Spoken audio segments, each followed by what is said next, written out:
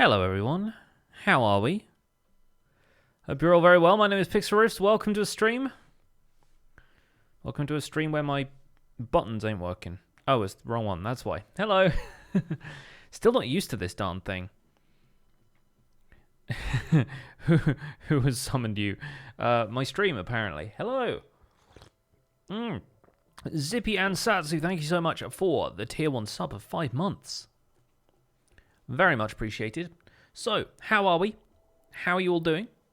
You're on time, Fry. You are. Well done. I'm not.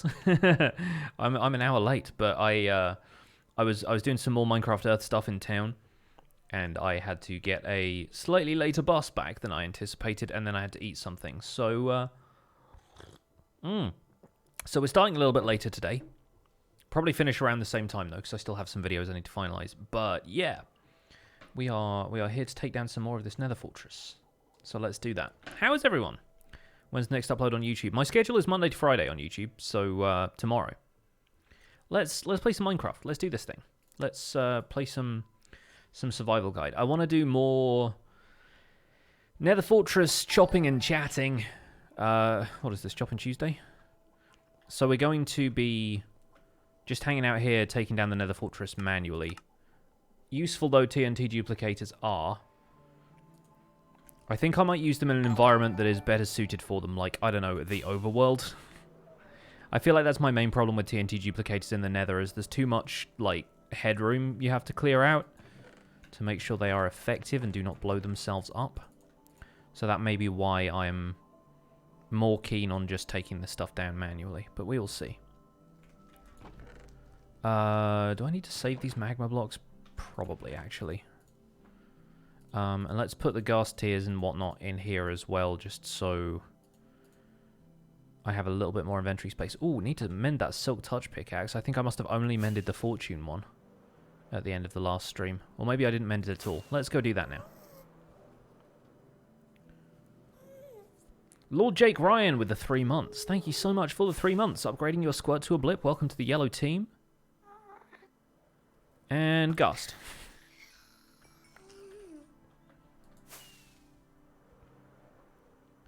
You wish you were as good at Minecraft as I am? I mean, the whole point of the tutorials is to help people get there.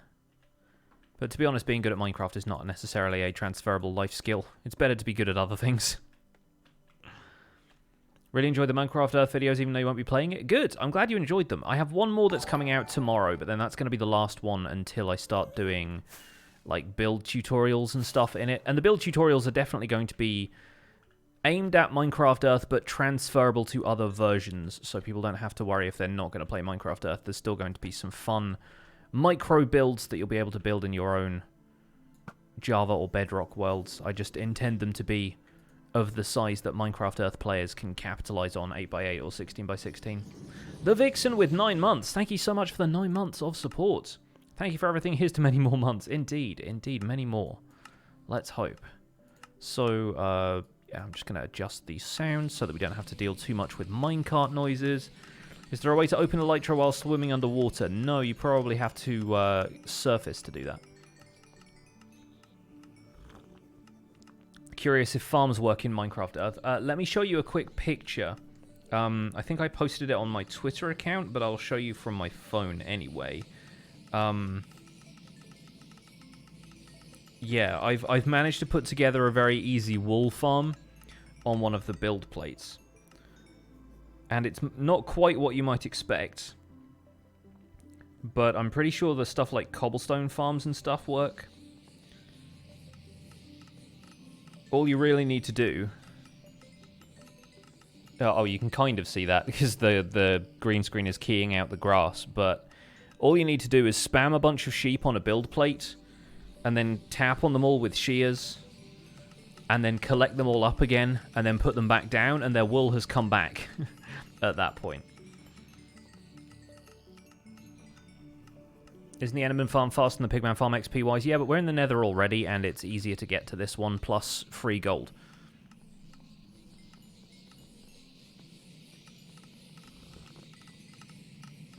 I didn't create an elevator on the Zombie Pigman farm because I couldn't be bothered. I have an elevator to get up there so far, but it's not, like, centered on the farm. I have an elevator to get to the nether roof.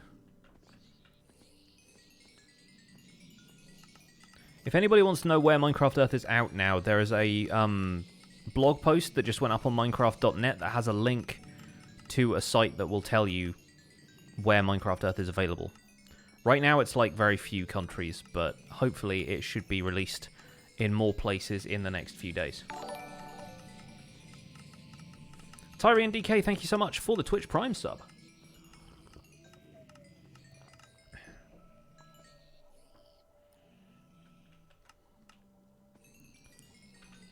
Alright, I think that's everything.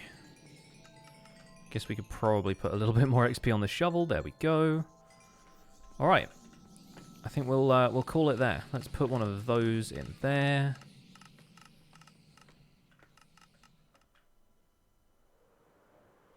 And just glide to a gentle landing on the nether roof.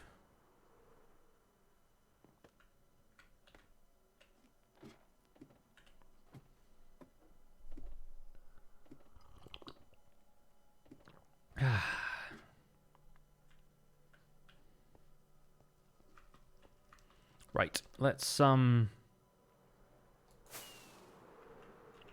back and start taking down this nether fortress. Thanks for the survival guide. Your 6-year-old son got you watching it with him. Now you play Minecraft together. It's fun watching the YouTube videos. Hey, great. Glad to hear that you're playing with your son. That's awesome. Families playing Minecraft together is always very wholesome. So I appreciate hearing about that. Especially if my videos are helping, because it's a complicated game sometimes. Ow. That one actually hit me in the face, if you can believe that.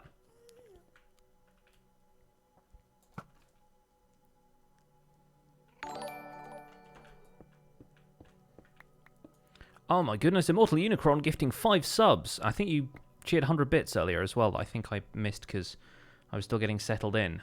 Saying happy Sunday stream and 5 gifted subs. Thank you so much. Very generous. Violet Ninja, 8bit95. Michelle No 555, Pexuz, and Hardlined. Thank you for joining the Pixels, and make sure you drop Immortal Unicron a big thank you for gifting those subs. Have we done a World Chef Minecraft Survival Guide? I've not made the world download available, no. I am planning on potentially setting it up as a server that people can join with spectator mode, so people can look around but not necessarily modify anything. Because hosting a world download gets expensive because of internet traffic. And I don't think I would get that much internet traffic, but I still have to have somewhere to host.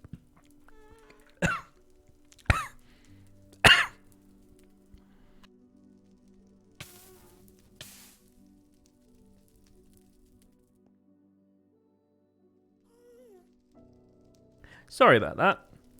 Bit of tea went down the wrong way. It's fine. I'm not just gonna... Oh, my eyes are watering now. I'm not just gonna die on stream. Sorry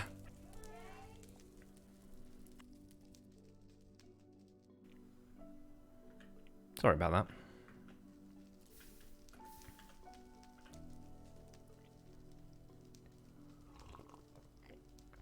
Why not put up a beacon? Because beacons don't work on nether brick.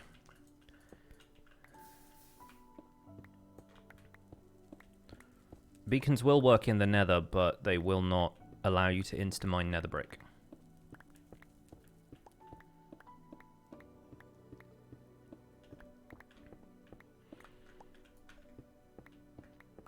Oh, that was...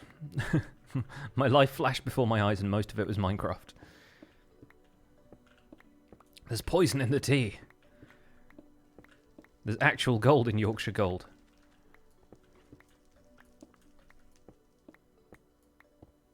Yeah, sorry if I just assaulted anybody's eardrums with that. It was not intentional. Choking to death rarely is.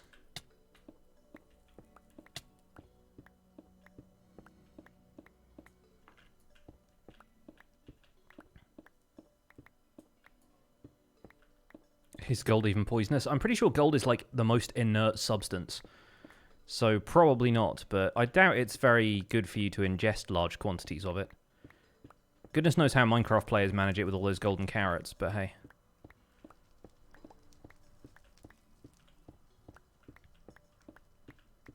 Do I think the developers are going to prevent you from going through the nether roof? If they were planning to, they'd have done it already. I think the nether roof is too useful for technical players for them to actually change anything about it.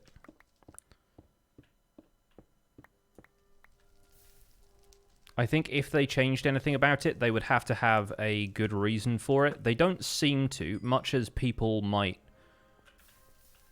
you know, think otherwise, Beethoven. Much as people might assume otherwise, they don't actually just take stuff away from this game for no good reason. You know, if it was,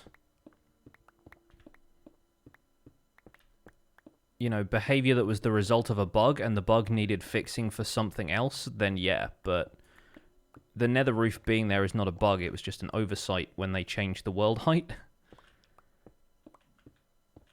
And I feel like now it is so useful to technical players that technical players probably would throw up a big stink if they actually did anything about it.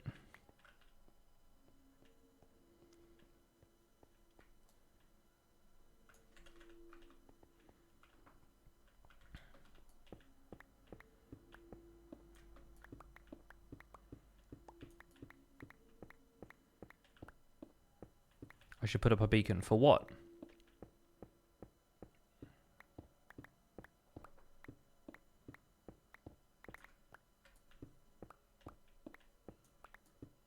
Is this the new texture pack? I mean, I guess. It's been out for a while now. For Haste 2. Oh, so I can mine the nether brick like a fraction of a second faster? It doesn't insta-mine. It's not stone. It doesn't insta-mine. You need Haste 4 to insta-mine nether brick. Why don't I just light up the whole thing? Because then that would still allow zombie pigmen to spawn. Which is not particularly helpful. What's the best XP farm for a beginner? Probably just harvesting materials, to be honest. If you want a proper farm, like something that doesn't rely on resources being available in the world, then I recommend setting up a farm if you find a dungeon spawner.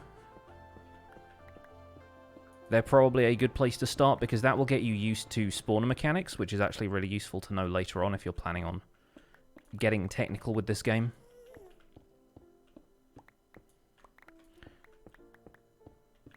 Yeah, suggestions for what I can do instead of taking down this entire nether fortress are going to be ignored, so please don't make them, thank you. Like, I'm not going to finish this by placing buttons everywhere else where I've already taken down half a nether fortress. I've started, so I'll finish, as Jeremy Paxman always says.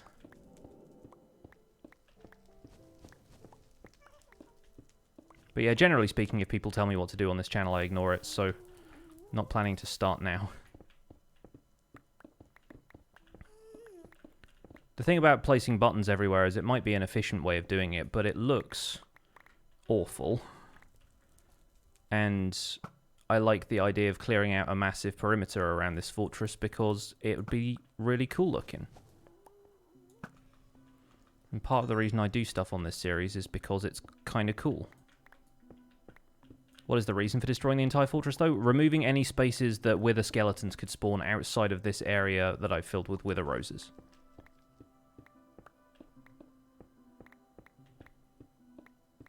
Can zombie pigmen not spawn on certain types of blocks? They can't spawn on transparent blocks. But netherrack and nether brick and everything, they absolutely can. Fortress mobs don't have their own mob cap, though, so if I removed all of the fortress blocks around here but left other blocks that the pigmen could spawn on, then it would just be all pigmen and you'd still get no spawns. The idea is to make everything unspawnable around the fortress area. And in this case, I'm going to do that by destroying it. Eventually, I will do that with TNT duplicators, because TNT duplicators are better at destroying netherrack than they are at destroying nether brick. They'll still do it, it just takes longer. And destroys the terrain very unevenly. But I'm going to take the fortress out first so I have a bit more headroom. Can they spawn on nether brick fences? No, those are transparent blocks. And also have a really weird, like, hitbox.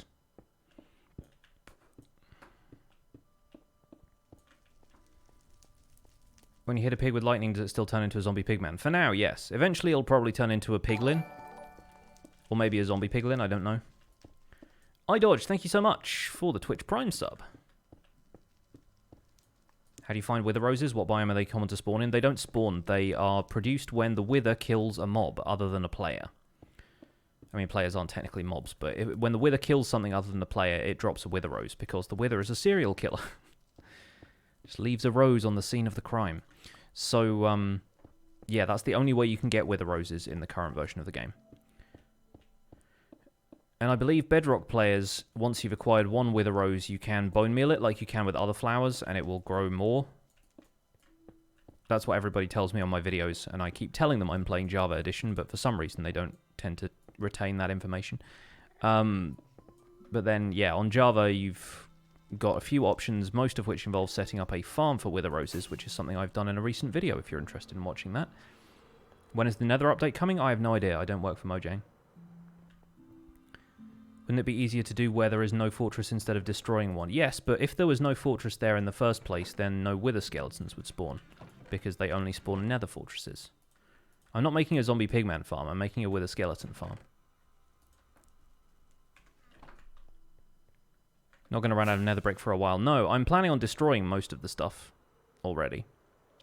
And I was doing this with TNT duplicators, and I probably will do again, but I don't want to duplicate TNT this close to the farm. But this is the idea, you see? Like, anything that spawns in there, like blazes and stuff, all stays at surface level and then dies because of the wither effect of these wither roses. The wither skeleton, on the other hand, will not die, because it is immune to the wither effect. It's one of the only mobs that is. But if I stand somewhere that the wither skeletons can see me, or if I have iron golems or something else that they are drawn towards... This one is slightly too far away, but we'll be able to put the golems around the outside of the farm. Then they'll start tracking towards the target, and they'll be in a position where they can be channeled into a killing area.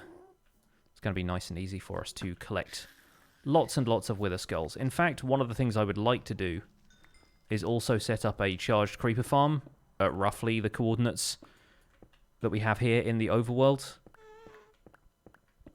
and use lightning to strike a bunch of creepers, charge them, and then get a 1-for-1 wither skull to charged creeper farm set up at some point. Are either skeletons afraid of dogs like normal skeletons? Yes. So you could have a dog on one side. I realised now you said wither skeletons, but you mistyped it, or it auto-corrected. Yes, wither skeletons are also afraid of dogs. So we could have a dog on one side for them to be scared by, and then an iron golem on another side for them to be aggroed on. But either way, the logistics of that part of the farm is something I'm going to figure out once I've taken down the rest of the fortress. But yeah, I don't want to blow TNT up right close to the farm, so I'm digging out this area around here, and I will probably use TNT for the rest after this is done.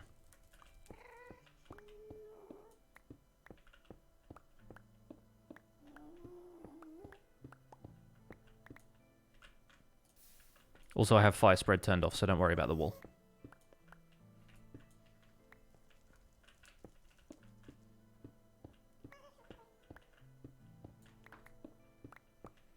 Why not use slabs or buttons? Mostly because I don't want to.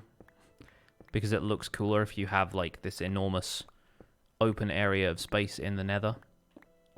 Also because that seems really tedious. And for some reason, collecting all of these blocks and using them for other stuff is less tedious to me. If it's tedious to you, then feel free to find another stream to watch.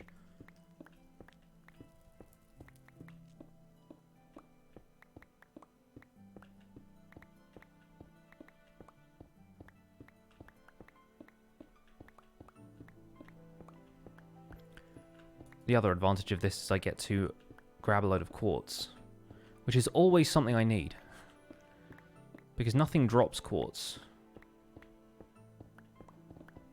And even though we can now trade quartz blocks from stonemason villagers, which is great,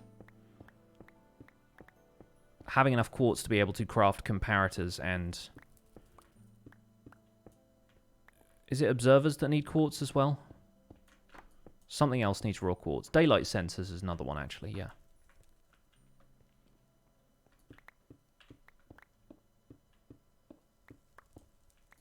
Made an automatic sheep shearing farm thanks to my YouTube video. Awesome. Glad you're finding that design useful.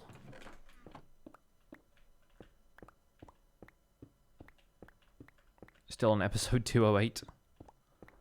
Plenty of time to catch up. I only make one video a day. You can probably watch more than one video a day if you've got the time. Am I excited for Pokemon Sword and Shield? I kind of am, yes. Haven't played a core Pokemon title since Pokemon Blue.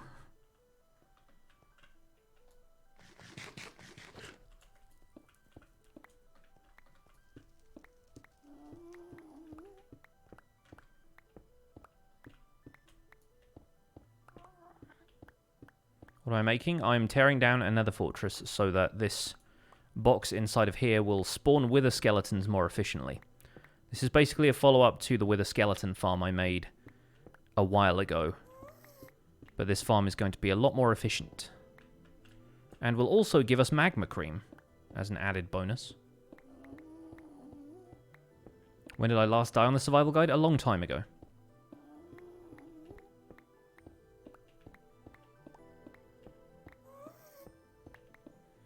I have used TNT flying machines to destroy blocks in this fortress. I'm just not doing it this close to the farm because the farm is already set up and is made of things like glass, which are very easily destroyed by TNT. I've already slightly blast-proofed it by covering the top and some of the sides in obsidian, but that's really not going to be enough. It might still destroy some of the stuff that's inside there. I can put slabs over it if I don't want to take the time getting rid of it all. I know, but I do want to take the time getting rid of it all.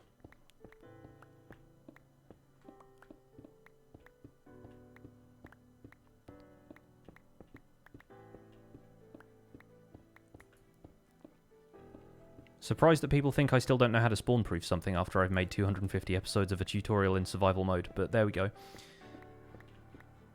Is it Logical Geek Boy's farm? This is a farm that I kind of figured out on my own. I'm not following Logical Geek Boy's design specifically.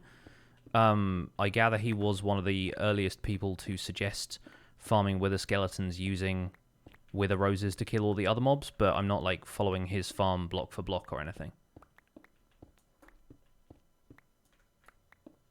It's fairly simple to figure out mechanics like this.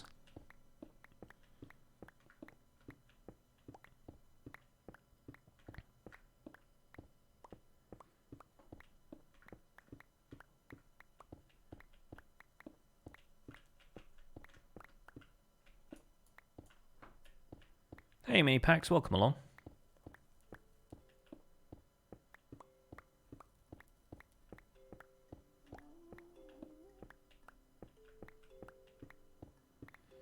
Easiest way to spawn-proof the nether is just not to go there, exactly.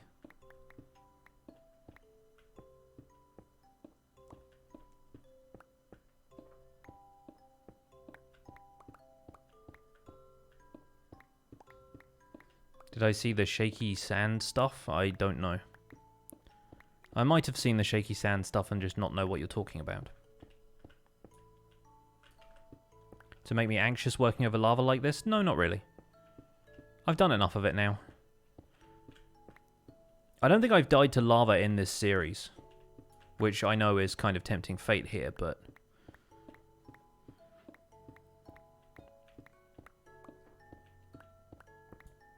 In fact, I think I might have died to lava in... Which episode was it? Was it episode 202 or was it 101 where somebody asked me if a Curse of Binding or Curse of Vanishing piece of armor still stayed on if you died with Keep Inventory on. I think that might even be the last time I died in this series. I did it deliberately just to test whether or not that worked. Which it did. So I think that's the last time I actually died in this series, for people who are interested.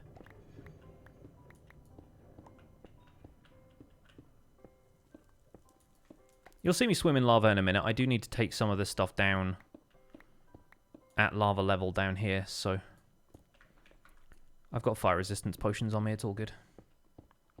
Have I done any underground builds? I've done bits and pieces of kind of cave terraforming and stuff, but aside from farms, like slime farms and stuff that have to be underground, I haven't done a great deal of, like, cave base building, if that's what you're referring to. JCB, thank you for the host.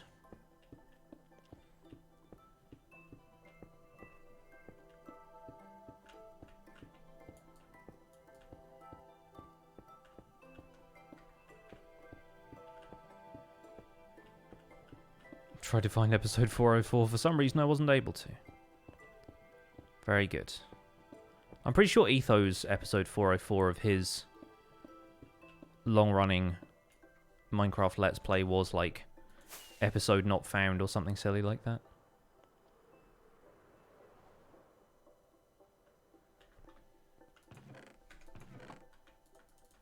Still on the fence about whether or not I'm going to do something silly for my episode 404. Am I enough of a nerd to make a website joke?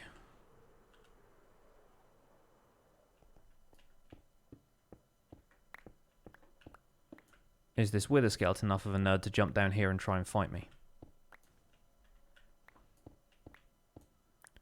Doesn't seem like it. I plan to keep the same world for the next versions of Minecraft. That's the plan, yes. I feel like I've put enough work into this world already that I don't really want to abandon it.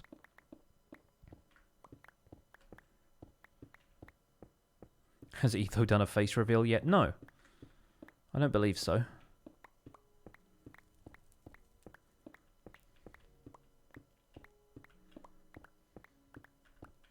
Will Decidedly Vanilla start up again? Seems unlikely at this stage.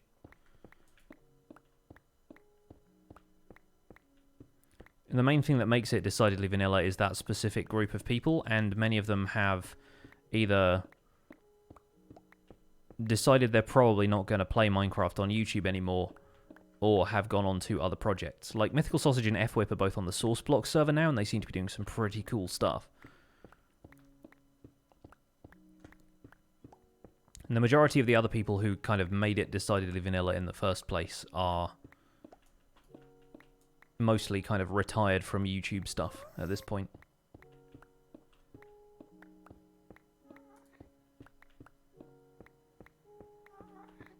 Why is this so mesmerizing? I don't know, it's just the repetitiveness of it, I guess.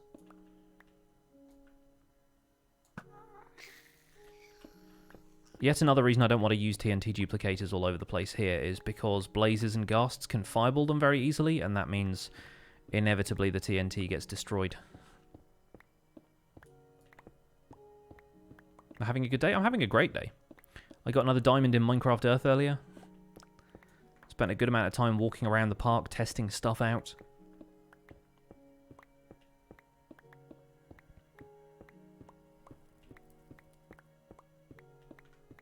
What does backseat gamer mean? It means people who tell me what to do. People who want me to play the game a specific way because it's how they would play the game, or it's the most efficient way to play the game. Efficient does not necessarily mean fun for everybody. And it's just annoying if you tell me to do something the way I'm not doing it currently. Exoanthrax OX, thank you so much for the Twitch Prime sub.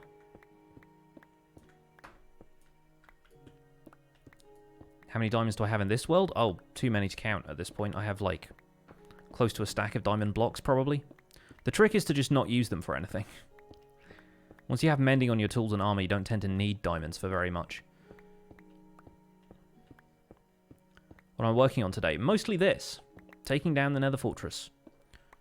Specifically getting rid of the area around the Wither Skeleton farm so we can use TNT on the rest of it. Nether Fortresses always built over huge lakes of lava? Not always. They tend to be built just at random locations in the Nether, and the terrain generation around the outside of it is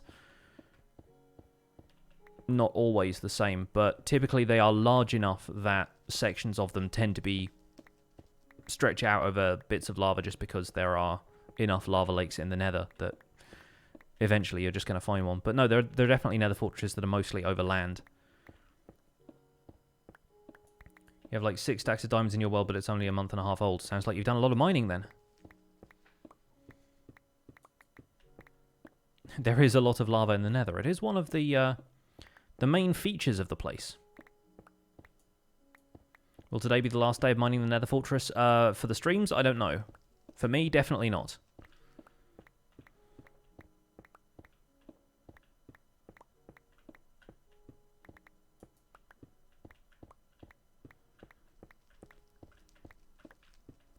We're going to leave this layer of nether brick here, of course, because that is what the minecart rail is built on.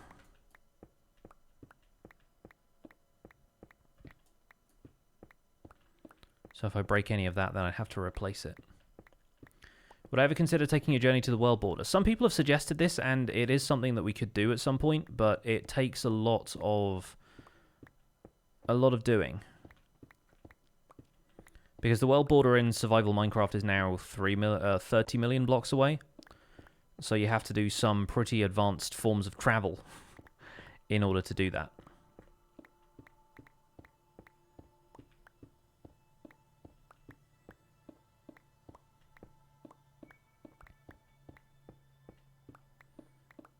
Next video is coming tomorrow. Just FYI. What's been my favourite episode for the Minecraft Survival Guide? Probably either 101 or 202. Those were really fun to make.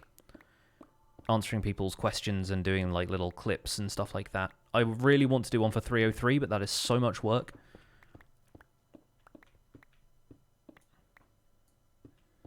I feel like if we ended up doing 303 and if we'd already done episode 301 and 302 on like Monday and Tuesday, I feel like 303 would probably have to come out on like Friday because it would take really long to make. I'd have to do it over a weekend or something.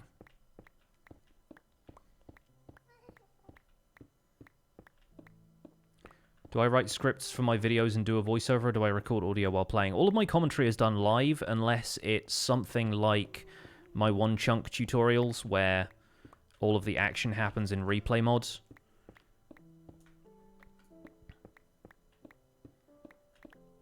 And I've done a bit of voiceover stuff for the Minecraft Earth videos as well, but everything else is just live commentary. Obviously, it's heavily edited, which helps.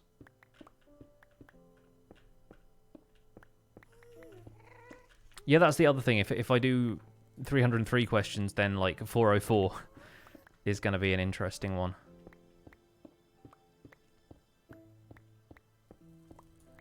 If you're interested in my setup, all the recording software I use and stuff, all of that is listed in the About section of my YouTube channel.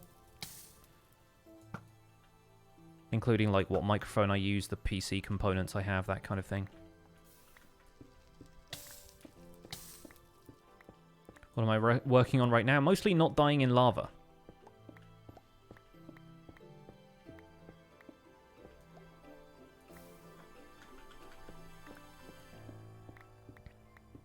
What's the least favorite episode to make for the survival guide?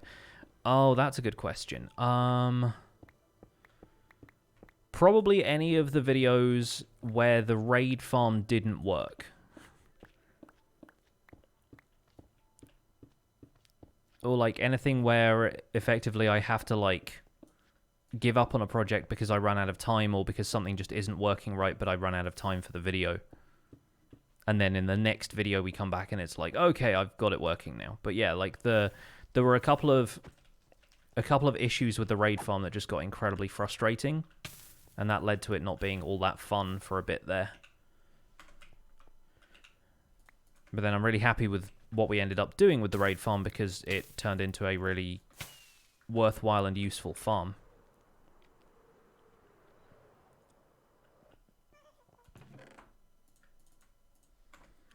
You want to record your own Minecraft streams? If you want to record streams, then just go with OBS. OBS is a pretty great piece of software and does the recording and the streaming stuff very well. It can be a little bit technical getting to use it, but there are so many great tutorials out there for OBS, and the software is free, so... Which hermit is my favourite in Season 6? I don't really have a favourite. It's hard to have a favourite when you only watch half of them, because my favourite hermit could be somebody from the group Zloy Watches instead. because we do the recap and we split watching the hermits between the two of us. So my favourite hermit could be Zombie Cleo, but I don't watch Zombie Cleo, so she hasn't had a chance to become my favourite. They're all my favourite, though, really. In that weird, dysfunctional family way.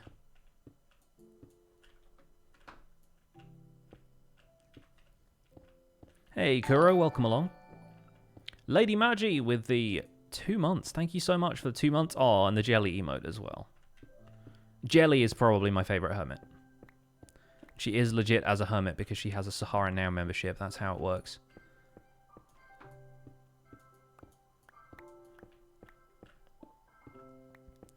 What sort of editing software would I recommend to a beginner?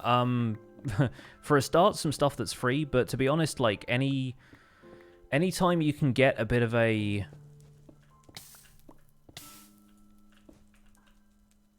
an advance. Let me try and phrase that again. Like anytime you can get a little bit ahead of yourself and start using more advanced editing software than you feel like you should be using, then that's probably a good thing, because editing is such an interesting skill, and it's something that you can take into other forms of editing as well. Like sound editing is something that you can learn from video editing. The tools are often quite similar. So being able to use an advanced form of editing software is typically like quite an interesting and transferable skill to have.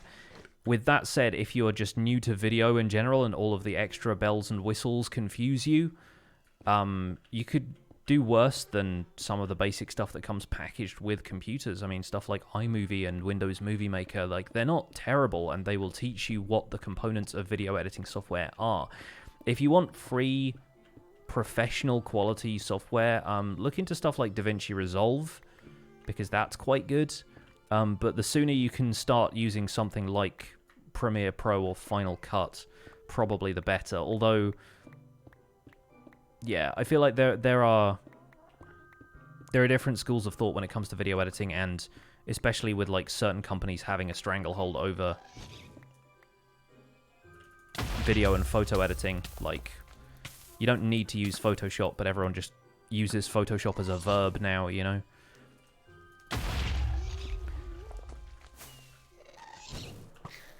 Can't be dealing with these guys.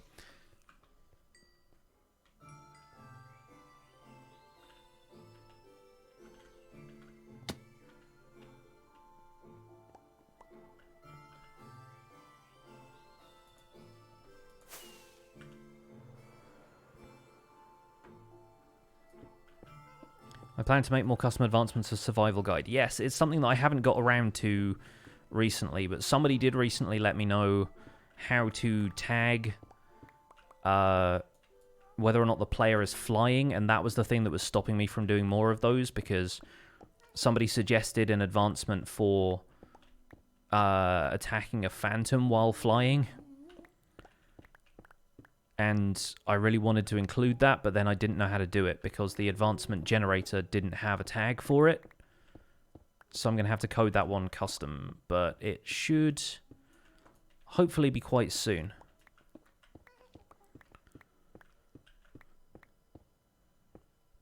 What enchantments do I recommend on a sword? Sharpness, looting, unbreaking, mending. The usual. I don't use fire aspect typically. It's up to you whether you use it or not, really, but I don't like hitting Endermen and having them teleport around on fire. And also, if you hit one of those zombies that isn't affected by knockback, and you set it on fire, then chances are it will set you on fire as well, and that's how hardcore players die. Have I ever played Team Fortress 2? No, I have not. I've actually played relatively few games. For somebody who plays, like, at least Minecraft for his job, basically, at this point, like, I'm not really a well-read gamer, as it were. Like, I have not played a huge variety of video games. Never really had the money or the time to invest in a large variety of video games. I always stuck to, like, one game or a specific series or something like that. Like, I own a lot of the Final Fantasy games, but that was because I knew they were good value for money, because they're games that you can put like 100+ hours into, which means if you spend all of that time completing them, you don't have to buy another game, because I didn't always have the money to. Overall's questions about my income are not going to be answered. Thank you. It's one of the things, I think it's like in the terms and conditions of YouTube and your contract with them, is that you're not really supposed to talk about how much money you make, but also it's kind of impolite to ask how much money do you make, you know? Like, doesn't really feel like the kind of thing I would necessarily ask somebody up front, so. Secretly a pro Call of Duty player, not so much. It's really funny, actually, seeing the difference between me and Python when we played Destiny, because he loves first-person shooters. He plays all of the new Call of Duty games. He is very used to that kind of run-and-gun style. And it's funny that I thought I was decent at PvE Destiny, and I would start, like, making bets with him about, like, you know, whoever gets the most kills and so forth, but, like, it was always him. So after a certain point, I stopped doing that when we were playing through the Destiny 1 campaign, just because he just, like, he was always going to beat me. What's my favorite Minecraft mob? It varies a lot, actually. Right now, I would say it's probably Guardians. I like Guardians a lot, and they have very useful drops. Ghasts are pretty fun, too.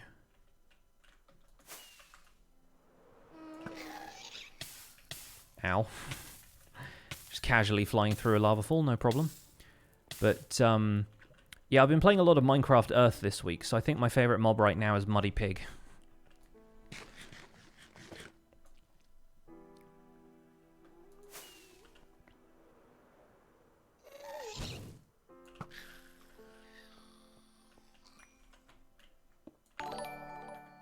Zarin with the 19 months. Creeping ever closer to the 2-year anniversary. Welcome along.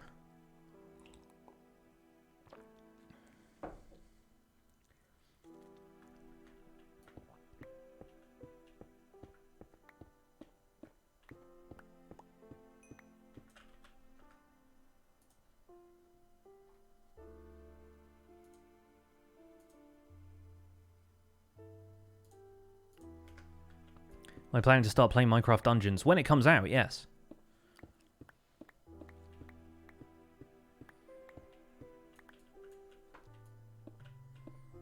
Am I going to collab with other YouTubers on Minecraft? I don't have any immediate plans to, but it'll probably happen at some point. Like, nobody has invited me to do a collab, and I haven't got any particular people I'm like, I need to do a collab with them, like, soon. But, yeah, at some point we'll probably do something. Depends who and what. Like, we have to have an idea. This is something I've said on previous streams, and it's something that I give as advice to anybody who is trying to solicit a collab with somebody else, right? You got to come into it with an idea. You can't just go to somebody and say, hey, we should collaborate. You go, yeah. On what?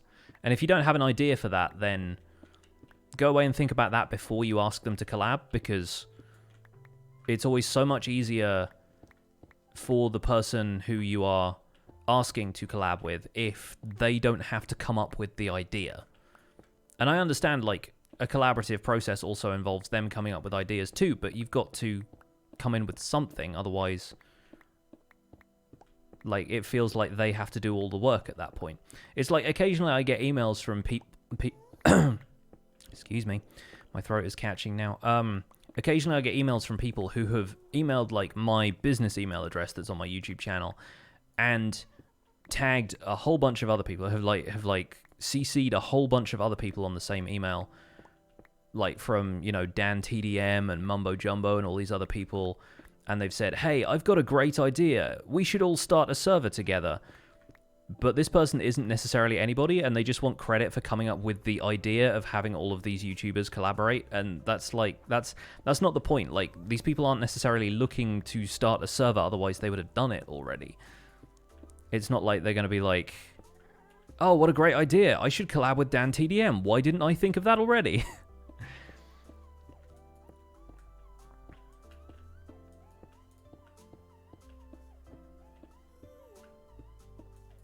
Really enjoyed the collaboration between Doc M77 and Logical Geekboy. Yeah, whatever happened to Sky Zoo? I feel bad that it didn't do, like, many more episodes in the end. Maybe it just, like, wasn't popular enough for them or something, but, like... Yeah, I like the concept of Sky Zoo very much. And the two of them have a great dynamic together. They seem to be a pretty fun pair. I feel like Doc collabs well with a lot of people, and Logic seems like a very nice dude, so...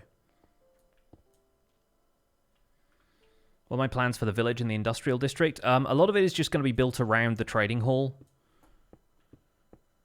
So I expect we'll have a lot more houses to conceal farms and stuff like that. And originally I wanted it to be more of like a living village and actually have the villagers be able to roam around and stuff. But with pillagers, I've become more and more aware that pillagers are just going to be a nuisance and are going to kill villagers if I don't take several measures to keep the villagers safe. So that's kind of why I went with the trading hall after all. I wanted it to be more like a natural village, but pillagers are just going to be too difficult to prevent from spawning in certain areas. I mean, yes, you can light the area up and stuff, but strip lighting everything is just a pain sometimes. Immortal Unicron with 100 bits. Late post, sorry, but I have a group of friends who always play Left 4 Dead, convinced them to migrate to Minecraft, and it's so nice to finally be the best out of the group at a game. Nice, yeah, it's another game that I never got around to playing, Left 4 Dead, but I've heard some very good things about it.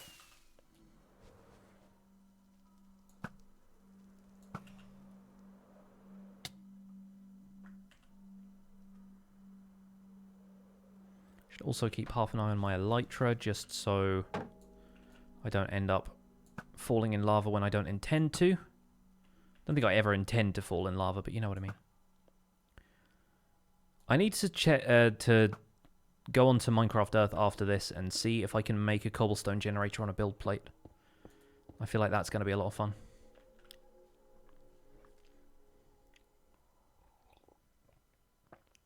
Hey, Paranol's here. Hello. Welcome along.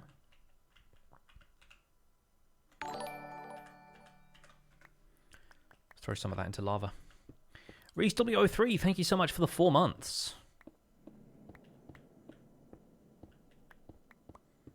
Does lighting up an area prevent pillagers from spawning? Block light is supposed to stop pillagers from spawning, yes. Like, they will still spawn during the day, but I'm pretty sure if there is enough block light, then they don't spawn just like other hostile mobs.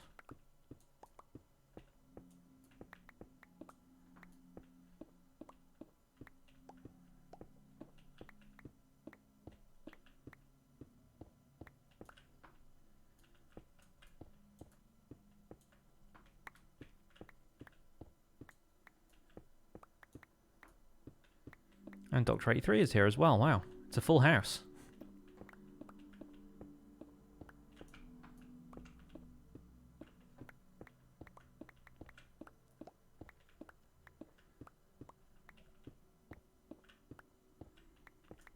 Does starting a server cost money? Typically, yes. It is possible to start them for free, but probably very small servers, and you can't necessarily guarantee the quality unless you invest some money into it. Do I have any pets? I used to, but not anymore.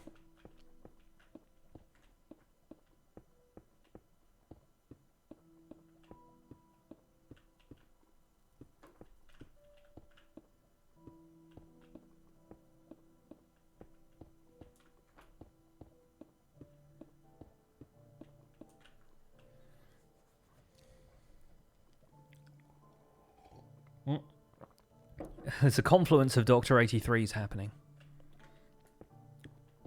Hey, Ubermouse, my day is going very well, thanks for asking.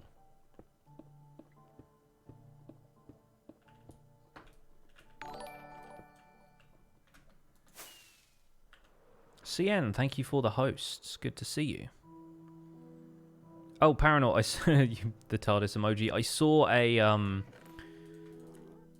I saw a door in Brighton today that was painted with, like, the TARDIS on the front. I wondered if the house was going to be bigger on the inside. Gonna need more chests here, aren't we, chaps? Probably.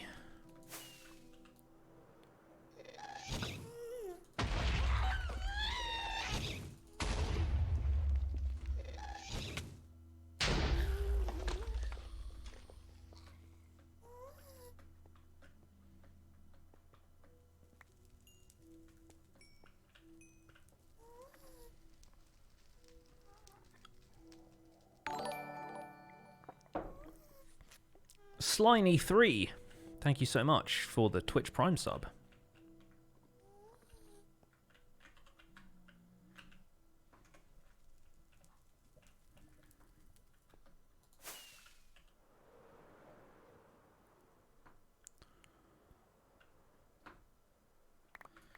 Yeah, I'm going to go and get some more chests shortly, but for now, I'm just going to fill up my inventory with nether brick while I take down the rest of this.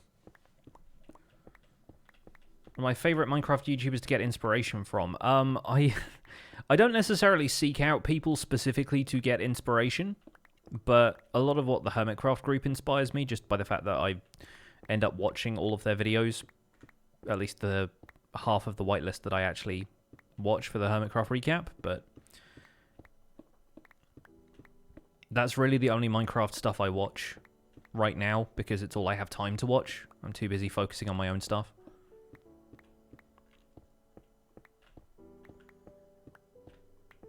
Yeah, we need to update that list because I'm pretty sure a couple of people are inactive and I also follow B-dubs now. Hey, the Hot Dish is here. Welcome along. Thank you so much for the 5 months. Today's recap was pretty cool. Thank you. I'm looking forward to watching it after I'm done with this, because I don't do the video edit, so I don't know what it was like, aside from the voiceover. I co-write the script, I do the voiceover, and then it all gets handed over to Zloy. To know when I'm going to start the museum project I've been talking about in my videos. Probably not for a while.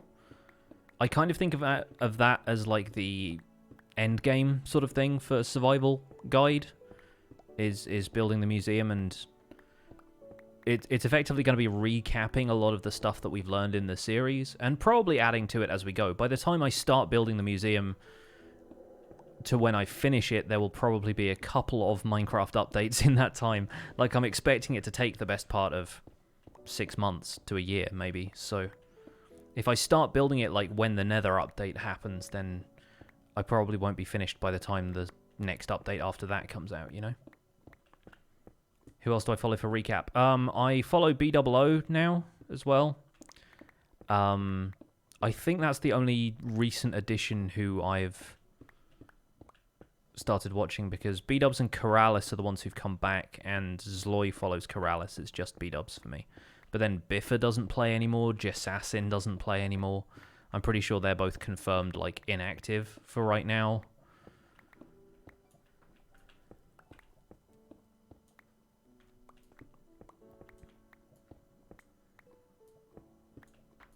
You think they'll have parity between Dungeons, Minecraft Earth, and Java? No, I don't think so. Like, some of the mobs might get added to Java Edition and Bedrock Edition if they are, like, super popular or something, but I don't think much stuff is going to transfer over from Dungeons to Java. Because a lot of the stuff they're adding to the spin-off games is there because of the nature of what those games are, if that makes any sense. Like, I feel like having variants on animals makes a lot of sense for a mobile game, because you can tap on a pig and you don't know if you're getting a regular pig or an exciting pig. Whereas in regular Minecraft, you can see a pig walking around and you know whether or not it's muddy, you know? It makes them more collectible if it's like a blind bag sort of thing that you don't know what you're getting until you open it. Who do I think is going to win Demise? Probably TFC.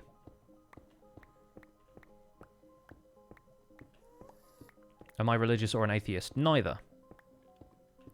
I don't particularly identify with any school of thought on religion. I don't identify with atheism, but I'm not necessarily somebody who follows a specific religion. I don't think I identify as agnostic either. I'm just, like, not applicable at this point, which some people would argue is probably atheism, but I don't necessarily think so, because I feel like atheism has its own set of beliefs, which I don't necessarily subscribe to either. Is TFC even playing Demise? He signed up. Yeah. And that's why people aren't going to go for him, because, like, some people might not realize he's playing. His videos are low-key enough, and he interacts with the other hermits little enough that I feel like some people probably aren't going to think about pranking him, because, I mean, ultimately, they are making videos and collaborating in order to share their audience, and ultimately, a lot of people are probably going to ignore TFC because he doesn't have a big share of the Hermitcraft audience, which is sad to say because, you know, he's still a creator like all the others, and, you know, for some people he is the hermit they like to watch because he's so chilled out and he doesn't participate in the roleplay stuff as much, so people who don't like that stuff tend to watch TFC.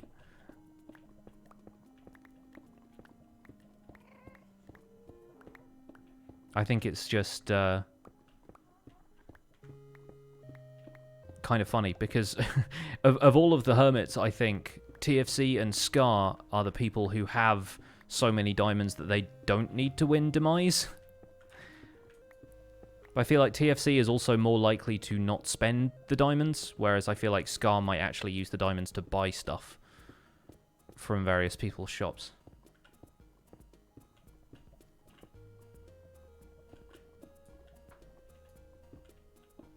Does my wife like playing Minecraft as well? She doesn't typically play Minecraft by choice. It's not that she doesn't like it necessarily, but she's got her own taste in video games. She prefers other stuff. Like, she's been playing a lot of Tetris 99, which she's very good at. And lately she has her own artistic pursuits. She's, like, drawing and painting a little bit more and is doing bits and pieces of other stuff. And we've played Minecraft together before, and she finds it perfectly, like, tolerable, but she's not booting up the computer every other day to play Minecraft, and I feel like she probably hears about it so much from me that it probably puts her off playing because we don't want the entire house to be about Minecraft, you know?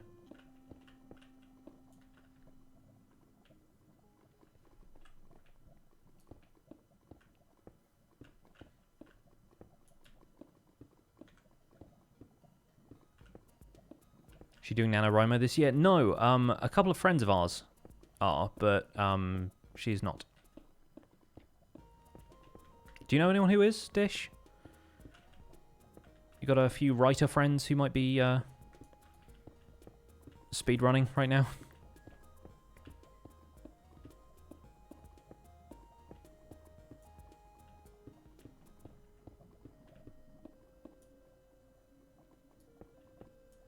Dish just got an account. Oh, what, for NaNoWriMo? Never too late to start. Some people speedrun the entire thing on, like, the last day.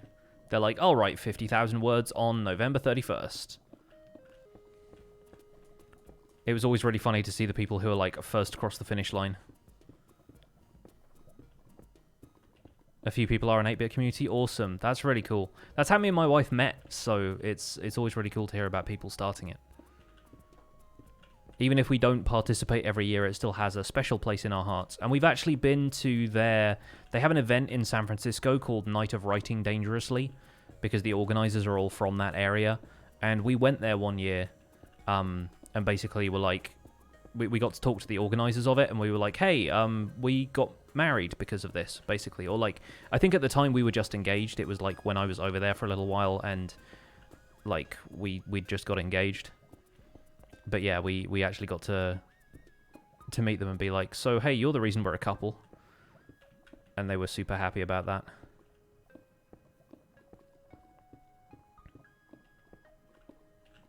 November 31st, you know the one.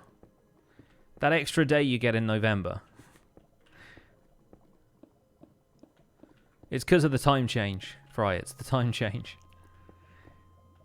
No, I fail all the time at remembering how many days are in each month. I know there are plenty of, like, ways of doing it, and I would probably remember it better if I wasn't streaming and trying to mine nether brick and not fall in lava at the same time, but hey. This is my life now.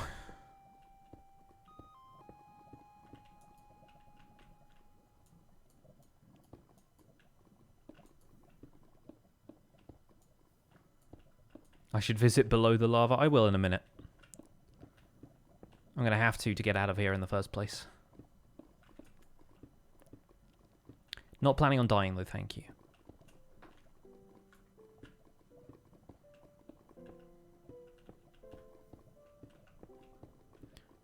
I'm hoping all of this lava is going to flow in and cover this. I think it should. Farewell, Nether Brick. I never needed you. Yeah, it's areas like this are the problem, right? This is where we have to do like a little... Yeah, like that. That's a technical term. Technical Minecraft term. And yeah. Alright. How are we going to do this? Are we going to do fire resistance potion? Are we going to do... break it and then get fireworks? Can you dig down under the lava? You can. There's bedrock down there eventually, but one can if one would like to. Personally, I don't want to right now, but... Uh-oh, that magma cube is coming for me. Floaty boy! Floaty boy on the lava! He's like, ow, ow, ow, ow, ow. I like the idea of him just like... You know how Mario, when you jump in lava, he like bounces off the surface for a second with his shorts on fire. Speaking of which, let's go.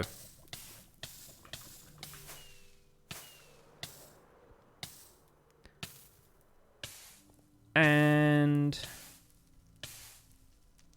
0 damage.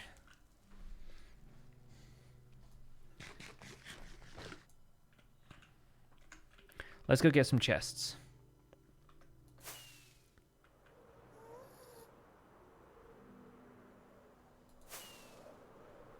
How's the blast protection of Nether Brick? It's pretty intense.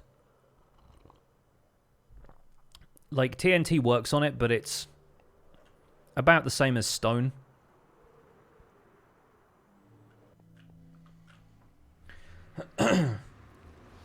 MLG Pro. Yeah, thank you, fire resistance and protection armor. Didn't have to use a potion, though.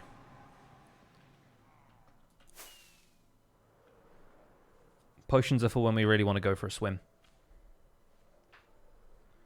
Need a magma cube version of the squirt? Yeah, I know. I should get on that at some point.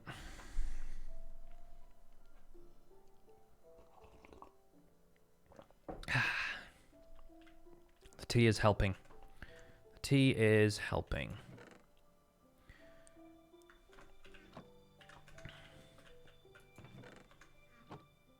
Oh, the people opposite us have just got like some ground level fireworks or sparklers or something. I just saw this like sudden set of like sparks coming off of the ground opposite. I was like, wait a minute, what's going on there? What's going on there?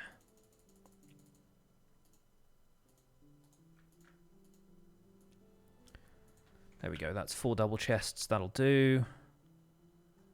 Let's put the ghast tears up in here. 2.5 stacks in there right now. It's pretty good.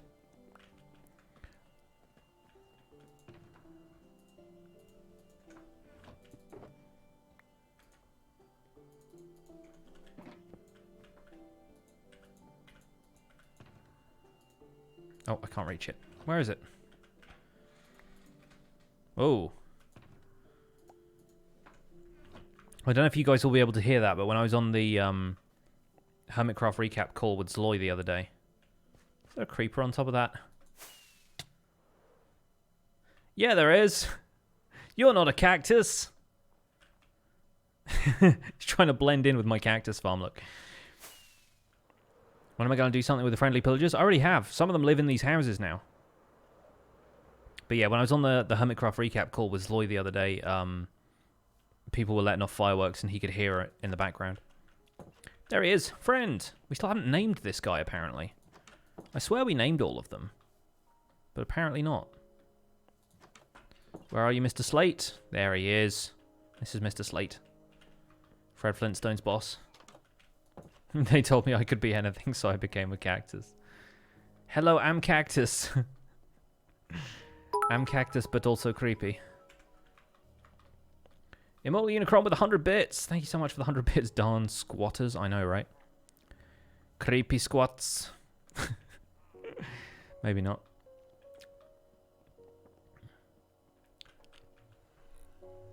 Imezru just got back into it properly after a few years. First time stream watcher. Welcome along. Good to see you. Sorry if I've pronounced your name wrong.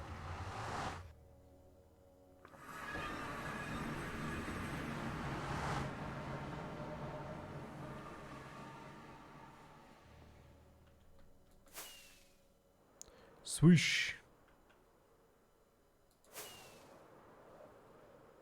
Any mispronunciation becomes a new nickname. Solid philosophy. I like it.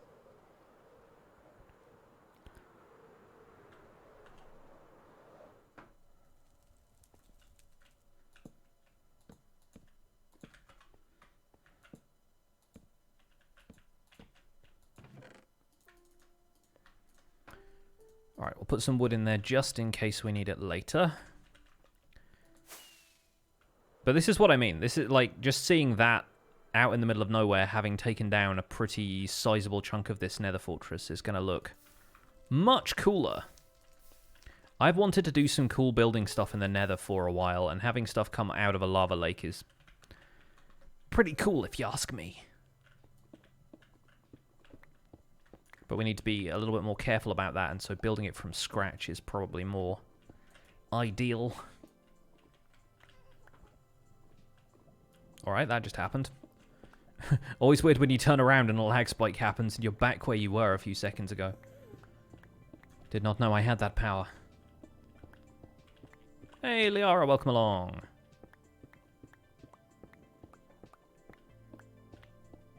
How to have emojis. Everybody has access to public emotes, and then subscriber-only emotes are available for people who subscribe.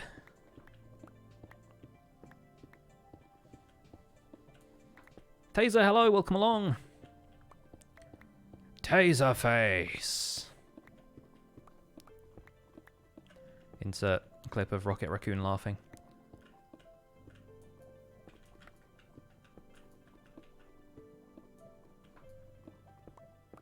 OMG Taser face. I rewatched Guardians 2. When did I rewatch that? I think it was just on Netflix, and I was looking for Marvel stuff to watch around the time Endgame came out, and so I rewatched Guardians 2 around then, and yeah, still good. Still a very entertaining film. Probably not as good as the first one, but I rate them all roughly equally these days. Like, there's a slim margin between most of them.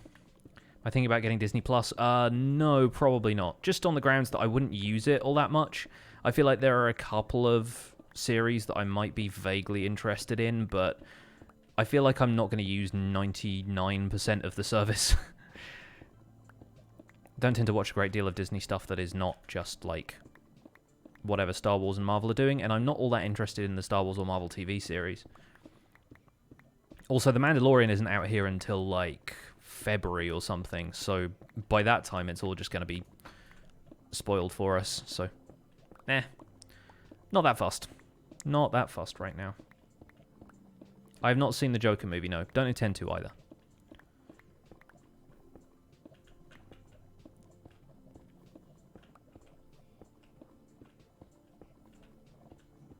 Funny, I used to work for Disney back when they were planning Disney Plus. It was called something different at the time.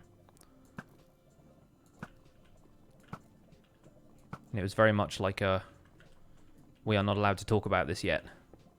But that was 2014.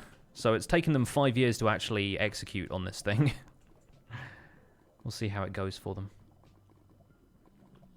Any particular reason I'm not going to see the Joker movie? I'm just not that interested. Hi. You okay, little fella? No, get in the lava where you... From whence you came. You can't hurt me, I'm already on fire! Denzel Washington. How is the zombie pigman not burning in lava? All nether mobs are immune to fire damage. And lava, in general. What are the uses for magma cream? Fire resistance potions and building magma blocks.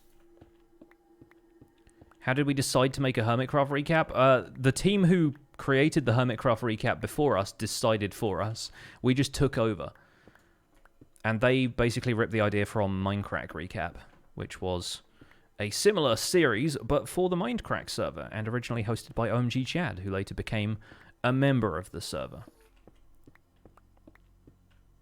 So I expect the people who started the Hermitcraft Recap probably started the Hermitcraft Recap with the notion that, like, hey, this is a fun thing we can do for the community. Also, when OMG Chad did it, he got to join the server.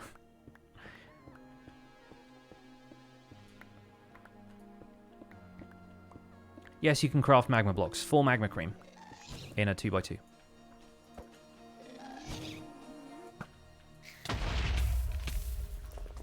Fair enough, we traded blows. We're not so different, you and I. Do I plan on joining Hermitcraft? You can't really plan on joining Hermitcraft. The Hermits have to invite you, but I don't really want to, so that's probably okay.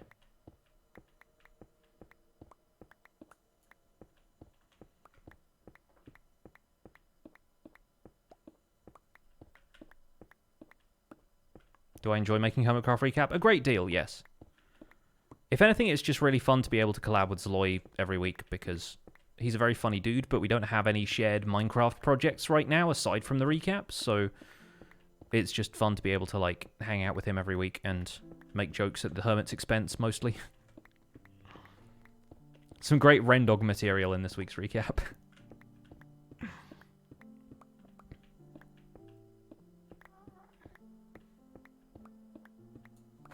Won't Ghast fireballs help me? Not with Netherbrick, no. Ghasts don't destroy Netherbrick. It is too strong. It's like stone. Zloy is so wholesome. He is.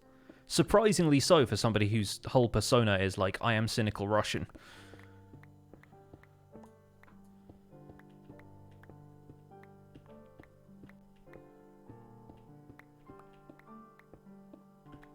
One does not simply plan on joining Hermitcraft. Yes, so many Sean Bean memes I can apply to this. Would I ever join Truly Bedrock? I'm not really interested in playing the Bedrock games, so probably not. I feel like those guys are also just having a good time doing their thing. Don't really need me.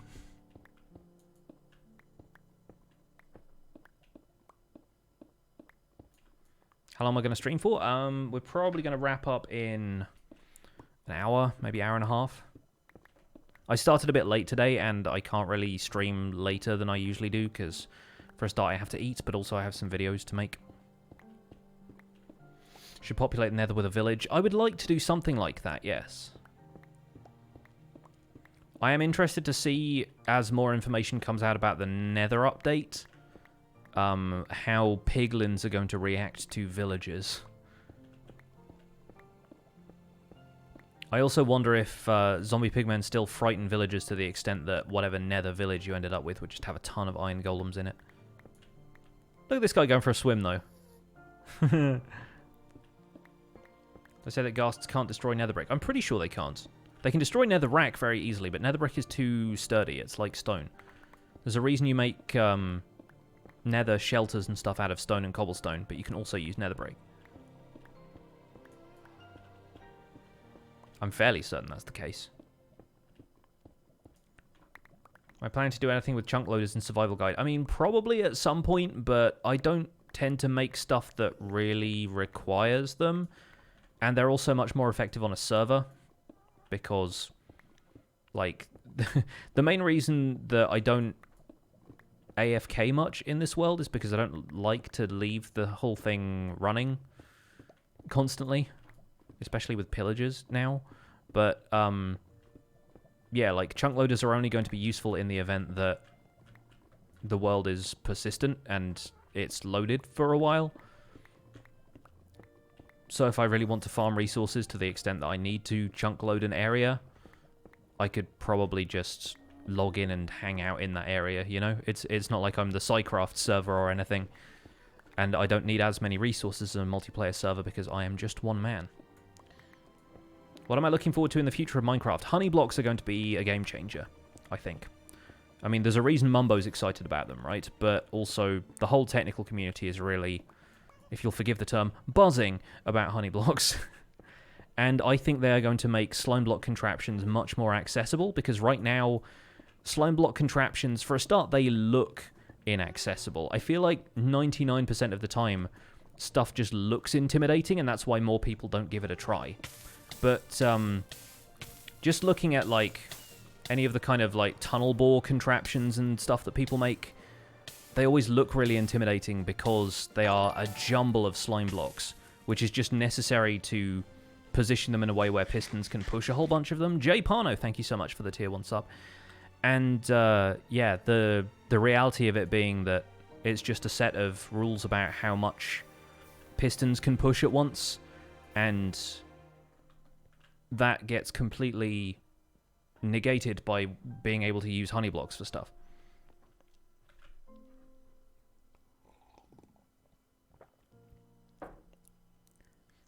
So, like, I recently tried and failed to make a movable beacon base. So, like, attach a beacon base to a flying machine and have the entire thing move across large distances to allow you to just replace the beacon and, like, insta-mine your way to someplace and only have to just, like, fly up every now and then and replace the beacon, not have to take down the entire thing and then put it back up again. I think that's possible with honey blocks now. I could be wrong. Like, I haven't quite tested it or anything, but I think that would be a really interesting use of honey blocks that would be practical for survival players. Hello. Got him through the fire, look at that.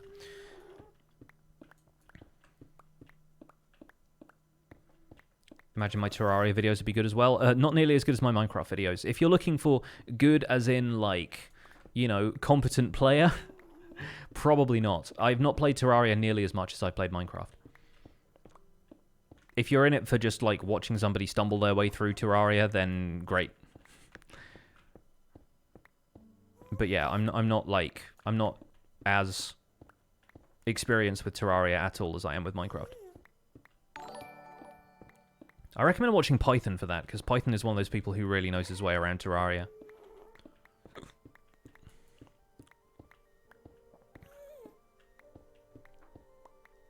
How do you get notifications for my streams? Hit follow. And then make sure that your notifications are switched on at that point.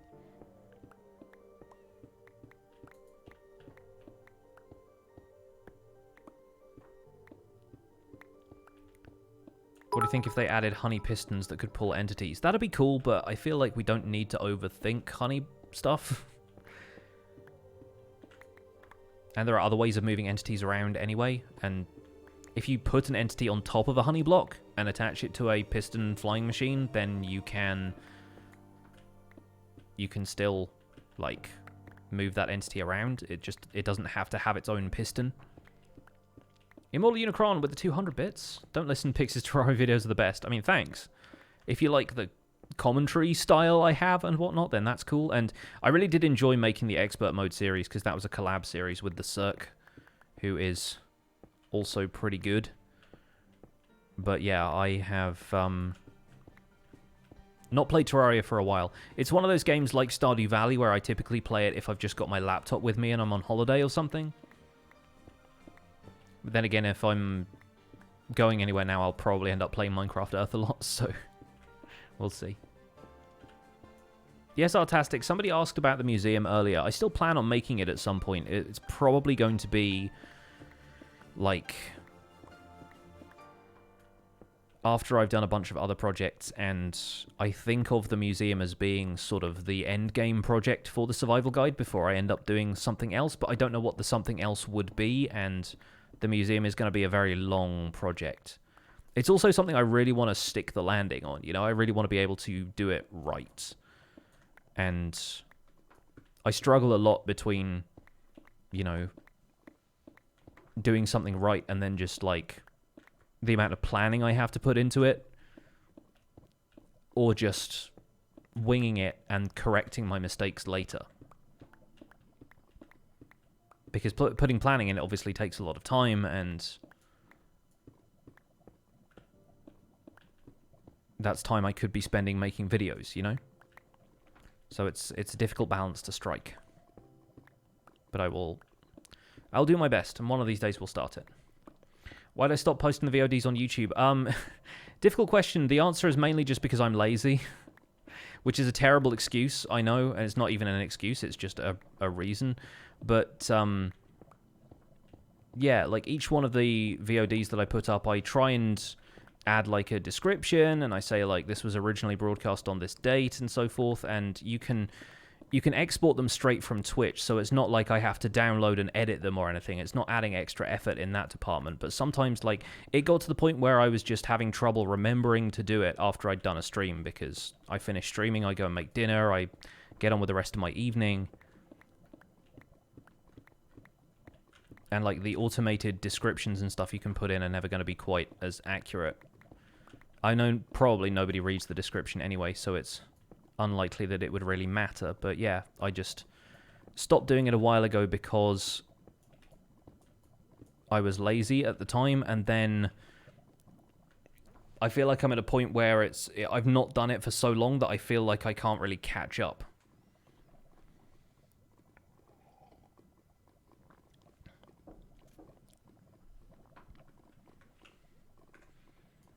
It's just the backlog at this point feels intimidatingly long, and I don't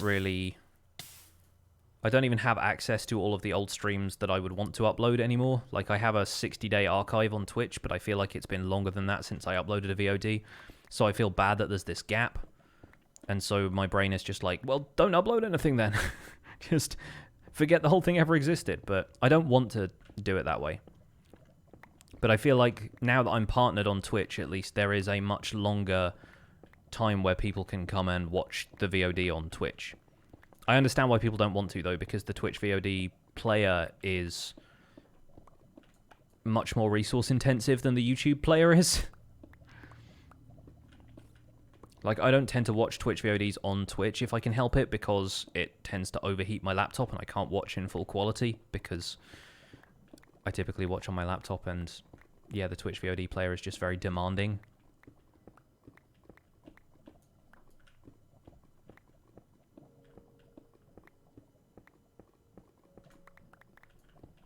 You record locally and don't rely on Twitch VOD. Yeah, I could do that as well, but then that's also one extra thing to upload.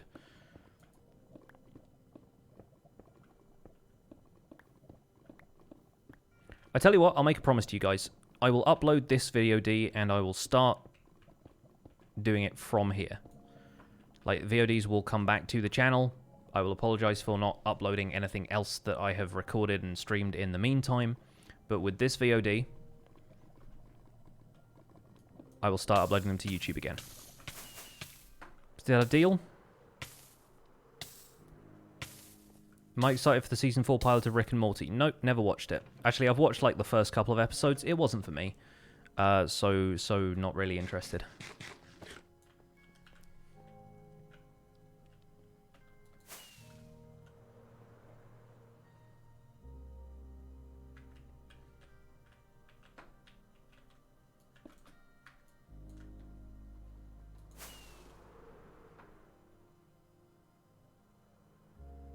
What's my favorite TV show? If I had to choose one, probably Brooklyn Nine-Nine. But then I don't watch all that much TV lately. I feel like a lot of the stuff I watch is typically stuff on YouTube, just like bite-sized things that don't necessarily have a continuity or anything.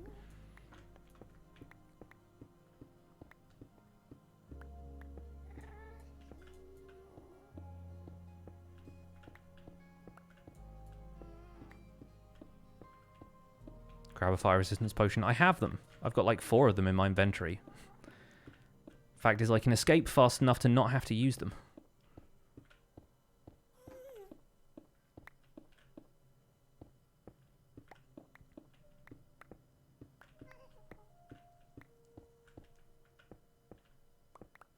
Being a mum, you can't always watch, but you enjoy watching while you're doing chores or playing Minecraft. It'd be great to just be able to click and watch, so I also don't miss the streams, but no pressure if you miss or can't do it. I will try my best. I'll try my best to be more consistent with the VOD uploads from now on.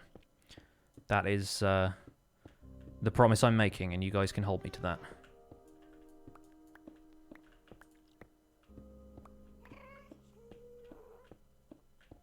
How much of this goes further down?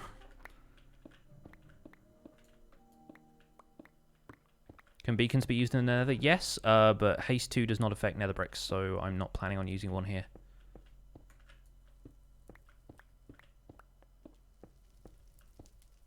Yeah, clip this part. That's the idea. The promise.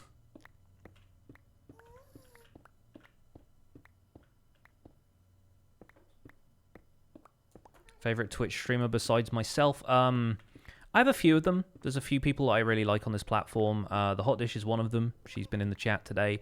I watch a lot of Ray Narvaez Jr., Brown Man. He used to be part of Achievement Hunter. He is very not family friendly for anyone who is interested in checking him out. Just be warned, he's not a family friendly streamer, but he streams a variety of games, and a lot of the time he will stream some AAA stuff that I'm vaguely interested in but have no plans to play myself, so I use him to watch a lot of that stuff. Like when Gears 5 came out, like the most recent Gears of War game, I kind of went, I wonder what the deal is with that franchise, because I haven't played any of them since Gears 2, which I played with my housemates at the time. And so, yeah, I watched him play that, but it's not necessarily something I'm that interested in. I don't necessarily watch him play everything either, but he's a very entertaining guy, very funny. Very adult, but very funny. Yeah, there's a handful of people I watch here. Some of them are also my very good friends, like Joel Duggan, who I do the Spawn Chunks with. I think is a pretty solid Minecraft streamer. He's working on projects bit by bit where he can. He's got a great sense of aesthetics. His nether hub looks very good. Yeah, there's tons of people. Several of the mods in my chat, Paranor, Talismans, are also streamers in their own right, who are worth checking out. Some people in my chat are not streamers, and that's okay too.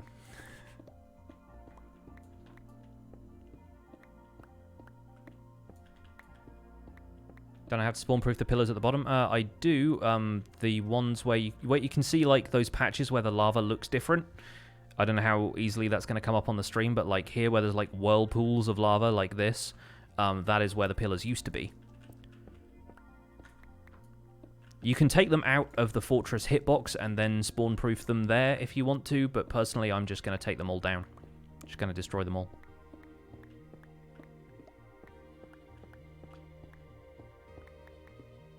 When do I plan on shaving? I don't really. I plan on trimming my beard back a little bit. But shaving seems unlikely for a while.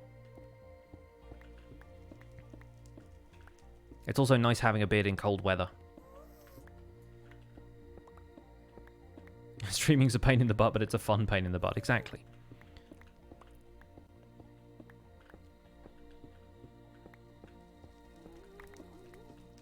It's a pain in the fun. Am I considering a Minecraft PS4 advancement guide? No, because I don't own the PS4 edition or have means to capture the PS4 edition. Also, PS4 is probably getting Bedrock at some point, so sooner or later the Bedrock advancement guide is going to be, or achievement guide rather, is going to be like the PS4 trophy guide. Will I ever play any other games? Yes, and I have done in the past, but typically I play Minecraft now because that's what my audience likes. Which streamer did I say had the cool nether hub? Joel Duggan, although lots of streamers do have cool nether hubs, but Joel has been working on his lately and it's looking very nice.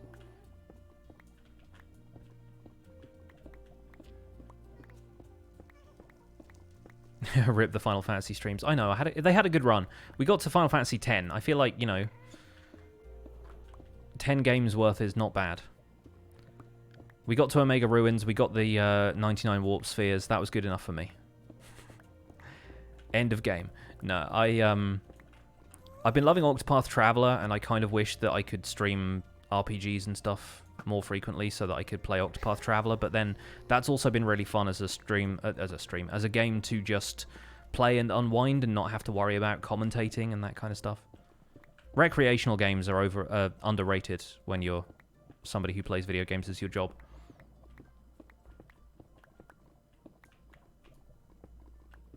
Joel says thank you for the nether hub hype. Hey, you're welcome, Joel.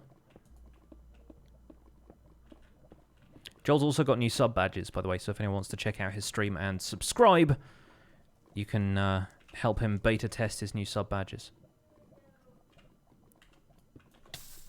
I think my wife just told me the dog was in the window. Oh, it is. Oh. The beagle. There's a beagle in the house opposite. It's cute. We'll have a stream Minecraft Earth or Minecraft Dungeons. Dungeons, probably. Minecraft Earth is a more difficult proposition to stream because it's on, you know, phones.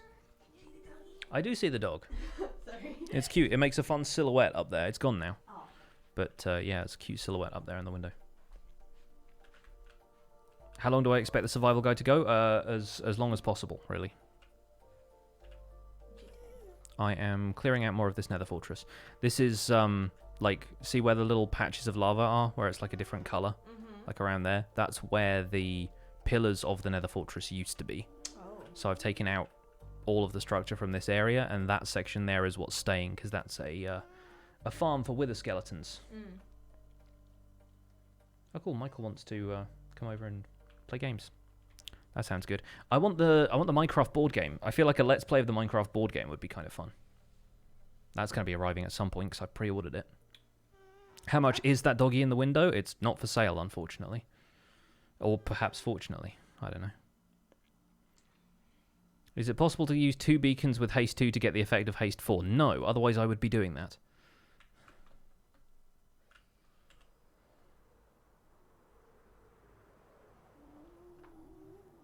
Let's take this. Burn up?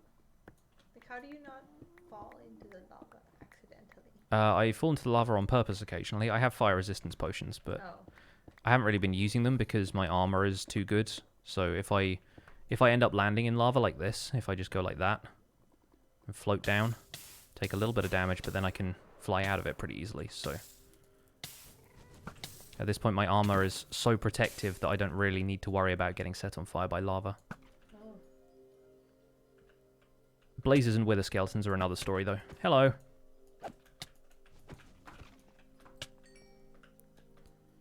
Now I am at half health, so I need to be slightly more careful than I just was. Yeah, don't hurt yourself on account of demonstrating something to me. Yeah. Yeah, so my wife has played with me on occasion. We did a charity stream kind of recently, raising money for the Australia Foundation, and we live streamed Minecraft together for a duration of that. We also ate a lot of terrible, terrible jelly beans.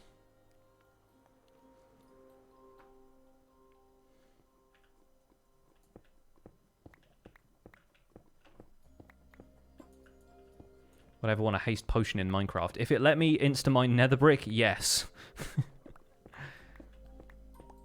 To be honest, I think haste is kind of more balanced if you have it attached to beacons, but I do wish more material was insta-mineable for projects like this. It would certainly allow us to have a nice alternative to TNT duping, which is something some people do consider cheating.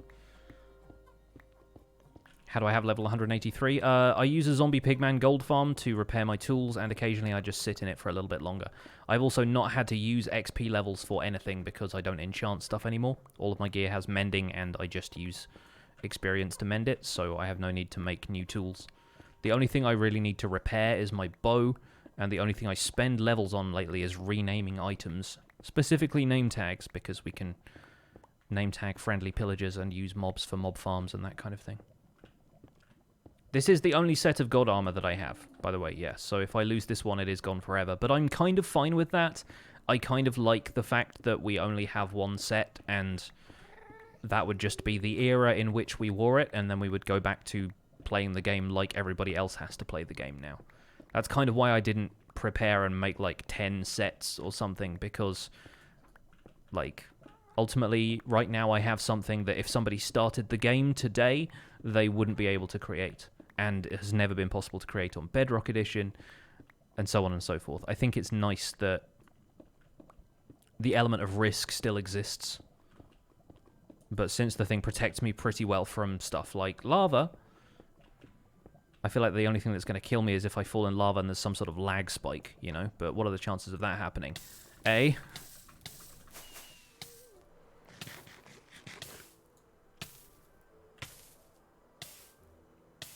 Mostly I'm just doing this to make people tense.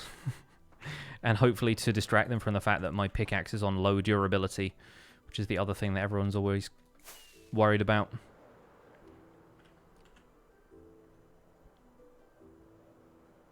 Anyway, let's go back to taking this section down. Now we've gone with most of the legs done. That's low. According to some people, it is. Some people think I should be repairing my pickaxe because it's at like half durability, but I don't know. Some people are too tense about that stuff. The Silk Touch pickaxe is still at like 250. If I was using that now, like half of the chat would be yelling at me.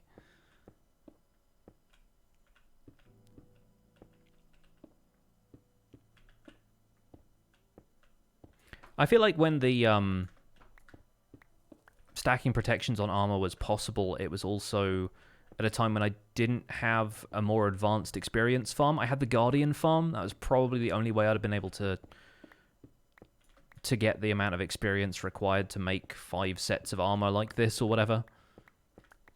I didn't have the Enderman farm at that point. I didn't have the Zombie Pigman Gold farm at that point. So I feel like it would have been more hassle than it was worth. Especially considering, fingers crossed, I've not died since I've made this set of armor. I mean, I have, but I've not died and lost stuff. In fact, the only time I've actually lost my stuff in this series was the infamous Charged Creeper Hubris incident.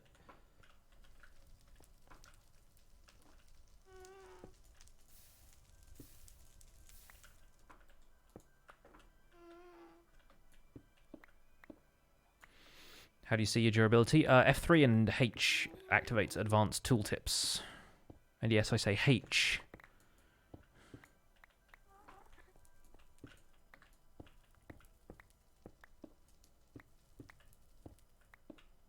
Wish you'd recorded your second death. Yeah, I was just off camera at the time. I was just doing some stuff in, I think, the Squid Farm? Oh no, it was the Guardian Farm was the second death, because the first death technically was throwing myself into the void voluntarily.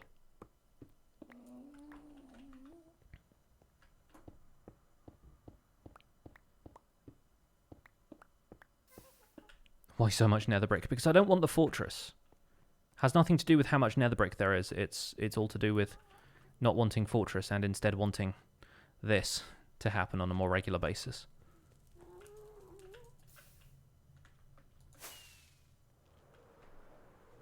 If I have to move to any other country, where would I go? Spain. Or America, but probably Spain. We had such a good time in Madrid. It's a country I would love to live in.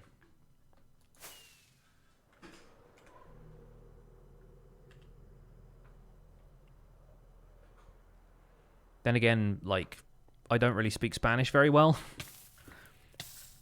So I don't know about the problems there are in various countries. Hello. People were asking where I would want to live if I could live in any other country. And I said probably Spain. Would you agree? Well, I've not been to enough countries.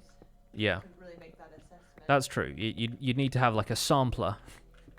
A tasting menu of each country. But like, just based on the like how good a time we had in Madrid, I feel like that is a place that I'm like very fond of, but then also you'd have to think about it practically in terms of like I don't really speak the language very well, if at all, and yeah, as a result of not speaking the language, I don't know much about like the political situation, and like there's a lot of factors that fold into that question regardless of whether or not you like a place. It's like, does the place like you? Yeah. Spain's having general election today. Is it? Another one. Interesting. They're in a situation like in like the UK right now where they've had like 4 general elections in 4 years. Mm-hmm. It's been ridiculous and it's fractured. I mean, it's like they're in a situation like a lot of places right now where there's a increasing polarization and Yeah. you know what I mean? Nationalism on the rise and Yeah. They've got a complicated situation, but it's yeah. quite similar to a lot of places, But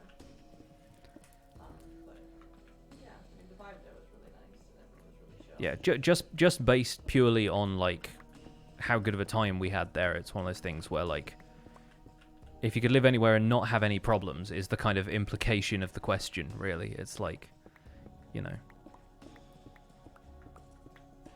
it's like a fantasy world wherein, you know, you can live anywhere and there aren't any visa requirements and stuff as well, like attached to that, and at which point you may as well just erase all of the political system anyway. Yeah, I mean, like living in a place is different than vacationing in a place and working in a place. You know what I mean?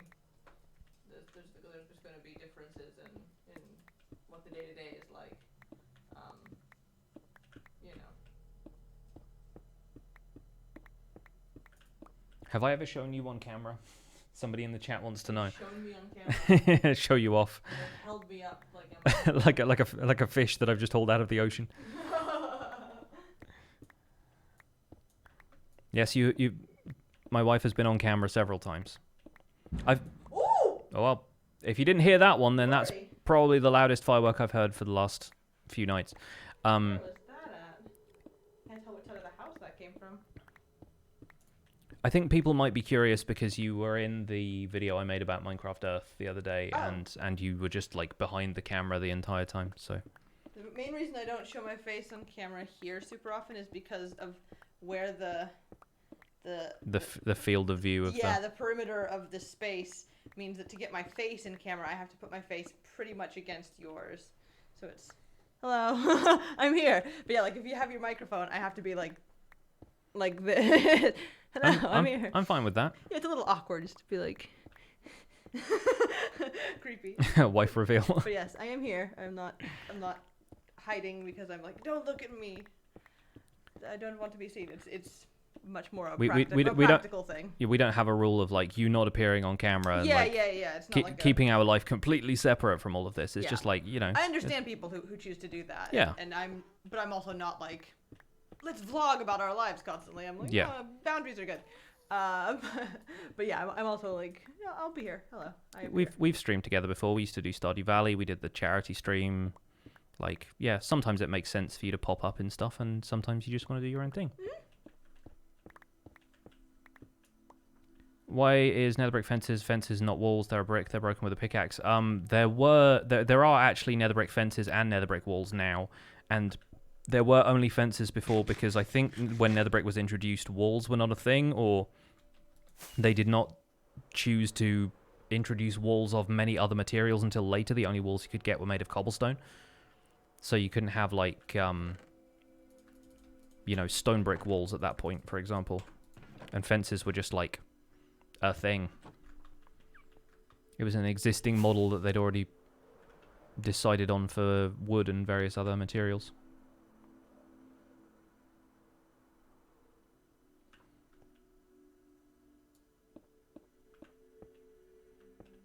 Yes, to get the mobs not to spawn, I could do any number of things, including placing leaves, buttons, slabs, all kinds of stuff. However, I want this area to look really cool, therefore I am taking down the Nether Fortress. I'm not at all concerned about what the most efficient strategy for doing this is. I am just going to take down the Nether Fortress because I want to. Thank you for your time. You asked if I like Pomeranians. I like Pomeranians. I like dogs in general. I would not own a dog, but I find dogs cute. One of the fun things about playing Minecraft Earth for the last couple of days actually has been just being out in parks more and seeing the variety of dogs people have. Super cute dogs. Like some people in Brighton have some very cute dogs. I saw a couple of Dachshunds today. You saw some Dachshunds? Some sausage dogs. There were a lot of Dachshunds in Madrid. Oh yeah. For whatever reason. It was we invented a game that you okay? You just like seriously kick my chair? No, the little like lever that's underneath it to adjust. I didn't realize it was that low. I just smacked my shin into it. Oh, you okay? Yeah, no, I'm fine. You just like shinned yourself on my chair. Yeah. We invented a game that we never really got to play because like by the time I decided, hey, like we should make this a thing, our vacation was basically over.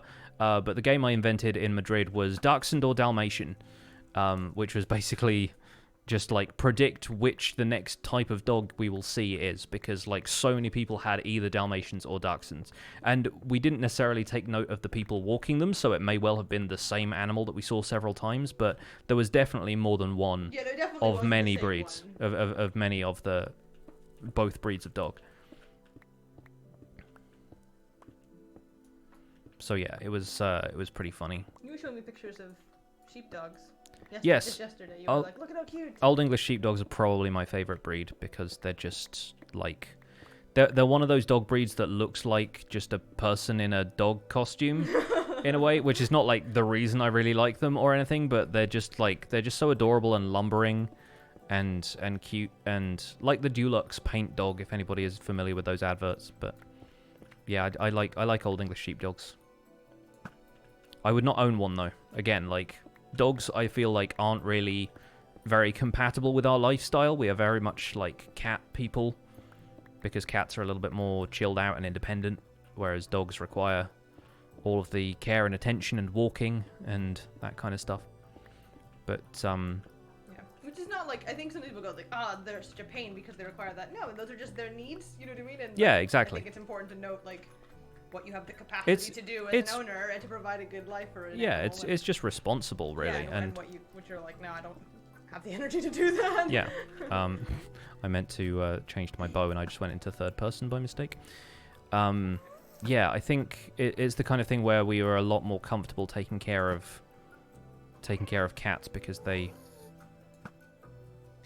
suit the kind of the lifestyle we have, and we are more confident that we would be capable of responding to their needs, having owned cats before, among other things. And you've had dogs in the house before, you know, like your dad had a couple of dogs, and yeah, your mum had one at one point. I don't know if that was like when you were super young, or if that just wasn't like when you were around. It was when I was really young. Yeah.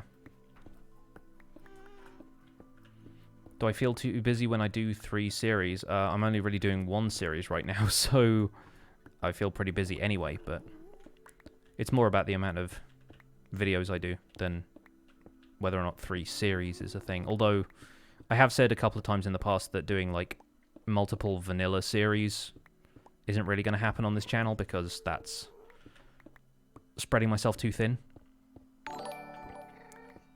Acnifeno with 7 months. Thank you so much for the 7 months. And is that an evil laugh or a monkey noise? I can't really tell, but thank you for the 7 months anyway.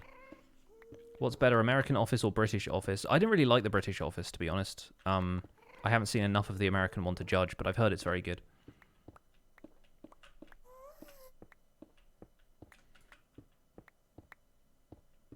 What made me want to do the survival guide?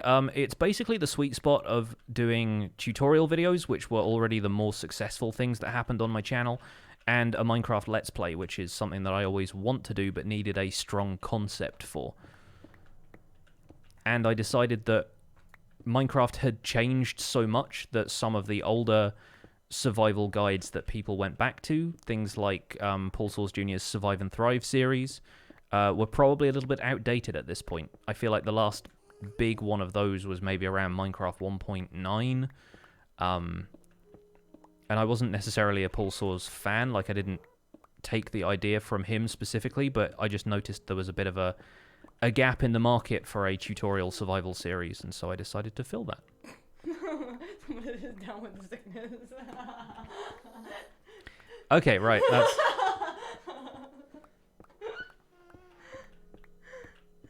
That song just makes me laugh. Yeah, it's recognizable, but only when delivered a certain way, and I feel like it doesn't really work all that well in text. Did I ever tell you that when that song... Is there like a Genius page for Down with the Sickness? I imagine there is. I'm sure there is, yeah. Did I ever tell you that when that song first came out, because it was like everywhere when it first came out, like my dad just kept making that damn noise I bet he did. all the time, and we were just like... That seems like the kind of thing that you're... It seems like the kind of thing that your dad would get hold of, and then, like, if it was at all cool before, he would run it into the ground until it was no longer cool. Yeah, he would just beat it into the ground which is which is absolutely a thing your dad does, and I appreciate it. Yeah, no, it was incessant, and we were just like... Your dad, whenever your dad gets, like, a phrase, a quote from a movie or something, or a catchphrase, he'll repeat it and, like...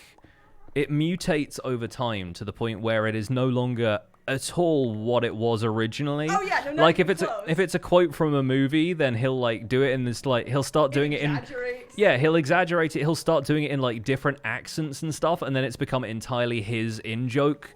Yeah. And it's nothing to do with like the movie. Like he'll quote something from like a movie he's seen recently, and it no longer resembles the source material. Then we go back and watch the movie incidentally, and that moment comes up, and or like nothing like what we've been saying for the last decade. The best thing that happens is when he's already got this thing, and I'm introduced to it, and you're like, oh no, you haven't seen that movie, and I'm like, no, I haven't seen that movie. What is that from? And you tell me what the movie is, and then I watch the movie, and we get to that part, and I'm like, that's what your dad's been saying this whole time, because it's nothing like it. It's so good. Yeah. It's so good. Pretty much. For example, that one gesture of that dude in the Bourne movies where he like gestures to like, go on, like it's just become this weird thing where you just exaggerate this silly like movement. And it's our own thing where it just becomes like this caricature of itself, and we just giggle about it. Or like anything that involves Alan Rickman, and there's so many things. Yeah.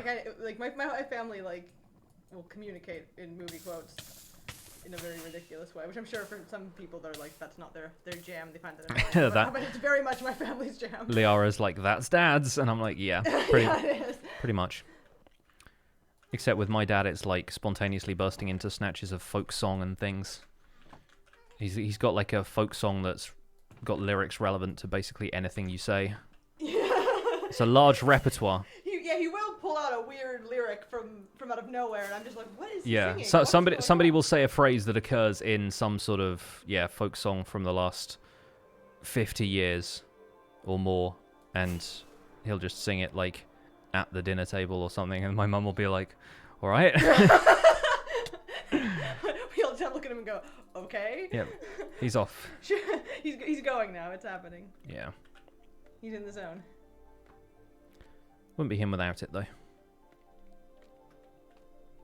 Yeah. Every dad has their own... Every dad has its day. Every dad has its day. Every dad has their own little, like, thing that becomes their little shtick, you know what I mean? Yeah. They just find funny. They become known for. It's their dad thing. You got to register it with the official, like, dad's union or whatever. I don't know.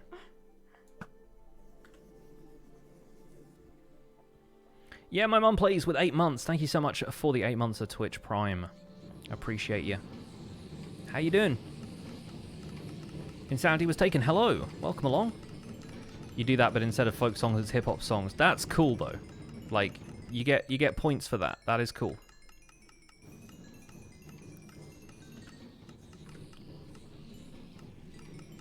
Good morning from Hawaii. Hello, Hawaii.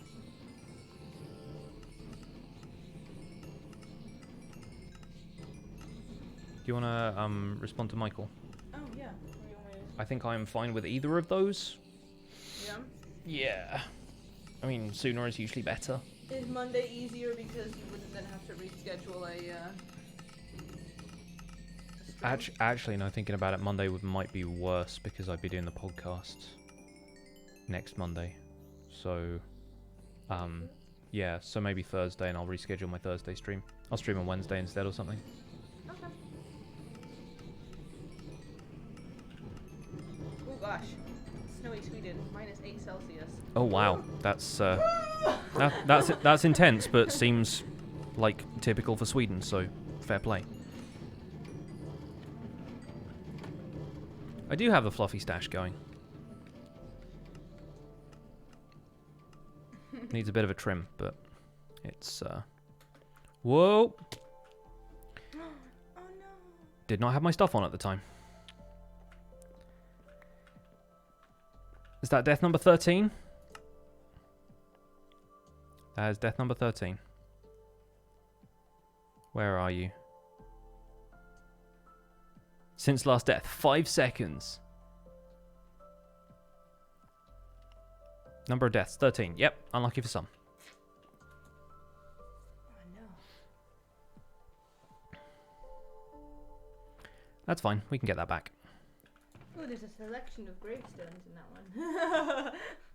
A variety of different... Varied gravestones. Right, where are...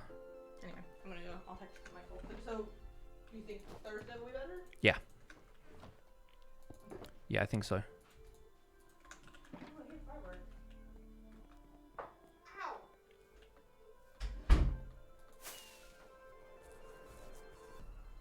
Why did I take off my armor? Because it repairs tools faster. I did not realize that I was going to then leap to my death.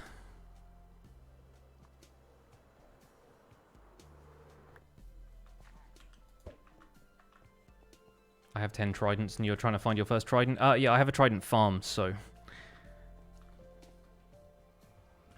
How many levels can I get from the farm per minute? I can't remember. I guess we're going to find out now, aren't we? Going to do all of this without any armor or tools or anything, but... Should be fine, right? Nothing bad has ever happened to me in the nether. Yes, Paranor, that was number 13.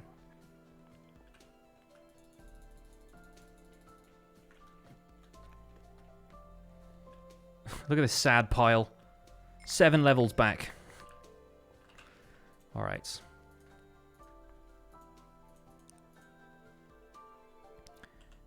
Here lies Pixel Riffs, a sad pile.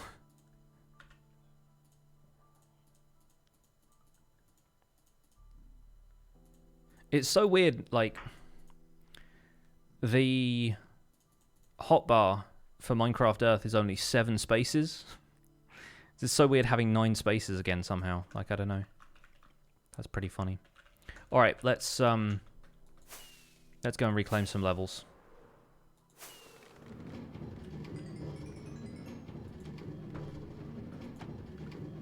I'm fine standing here for a little bit. If you are.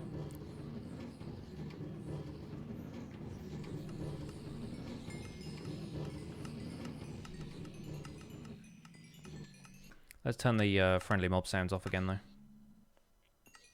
I'm fine hearing the pigmen, but for some reason the minecarts are the irritating part.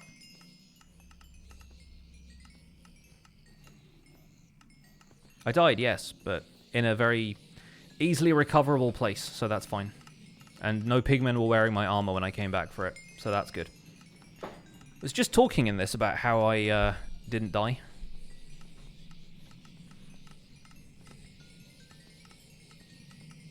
Now we've definitely got to upload this VOD. Marcelia, thank you for reminding me.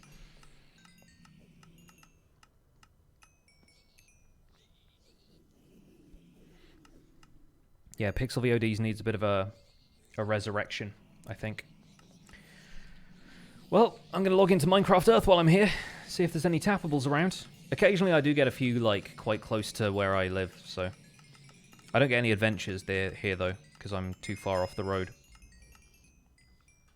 Next idea for a farm. I'm planning on making a rabbit farm this week. I don't know if it's going to be automated in any way. We're probably just going to do a manual rabbit farm. And bring in a variety of rabbits and do an episode all about rabbits. Because I feel like I've neglected rabbits in this series. They don't really spawn around where I am in the world, so... Okay, I've got 1 tappable here. Oh, and so much of that is green screened. Wow. Let me turn off the green screen effect for a second.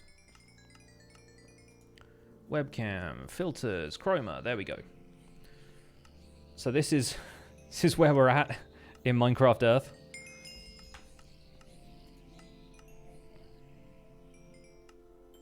Let's see if we get a ruby.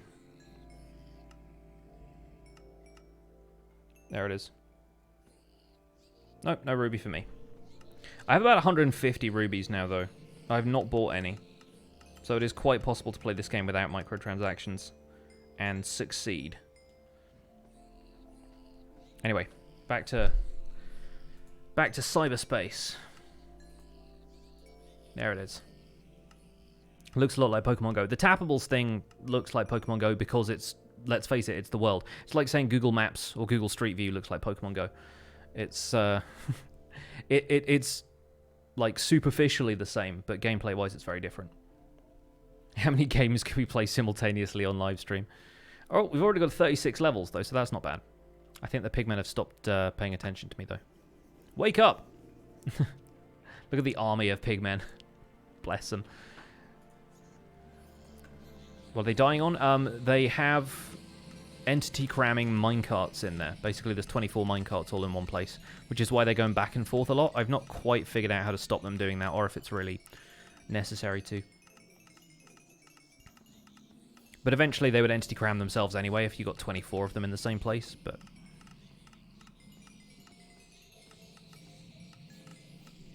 Must have been a thunderstorm while AFKing overnight, so there were 4 skeleton horses near your base this morning. Yep, sounds like it. 40 levels already.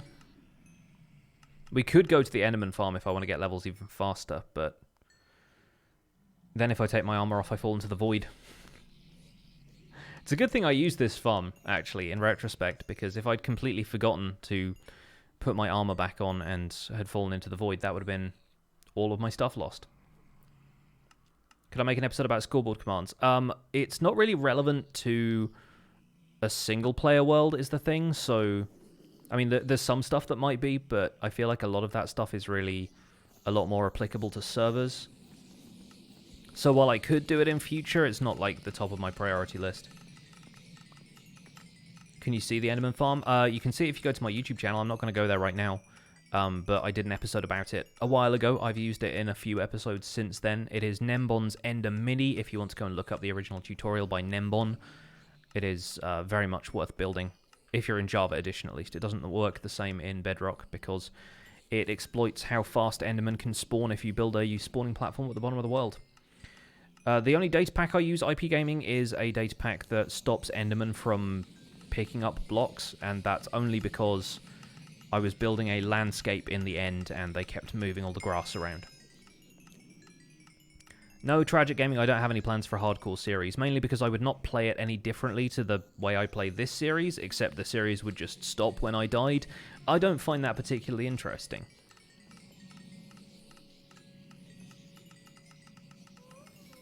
Is this farm on my YouTube channel? Yes, there's a 2-part Zombie Pigman Golden XP farm pair of videos, but it's Ilmango's version of Snow Crash's farm.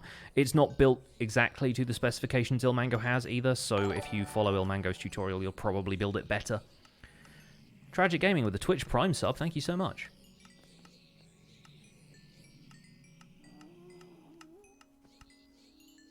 Custom advancements equals data pack. I mean, yeah, I have that as well, but the only custom advancement I have right now is the one for killing a ghast with a trident, so... How tall is the farm? Right now we are standing at Y243. Basically, you have to build it as high in the world as you can, because that means you minimize the amount of space that is generated below the nether roof, or at least space that is, like, spawnable below the nether roof. Once we get to 50 levels, I think we'll call it there. I think there's a ghast down there that I need to take care of. This time I have my elytra on.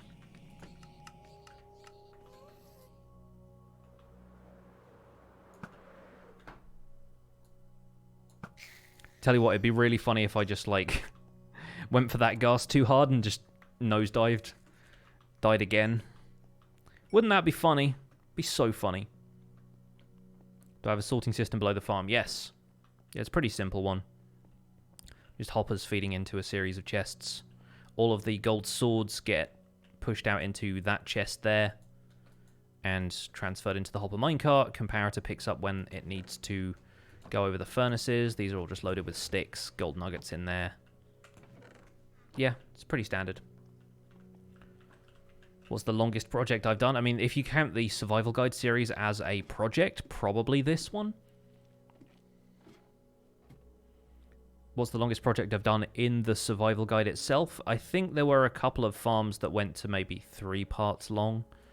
I think the raid farm, if anything, was probably the project that took the most videos to complete, but that's because I was trying to design it from scratch myself. I didn't have any kind of farm in mind already.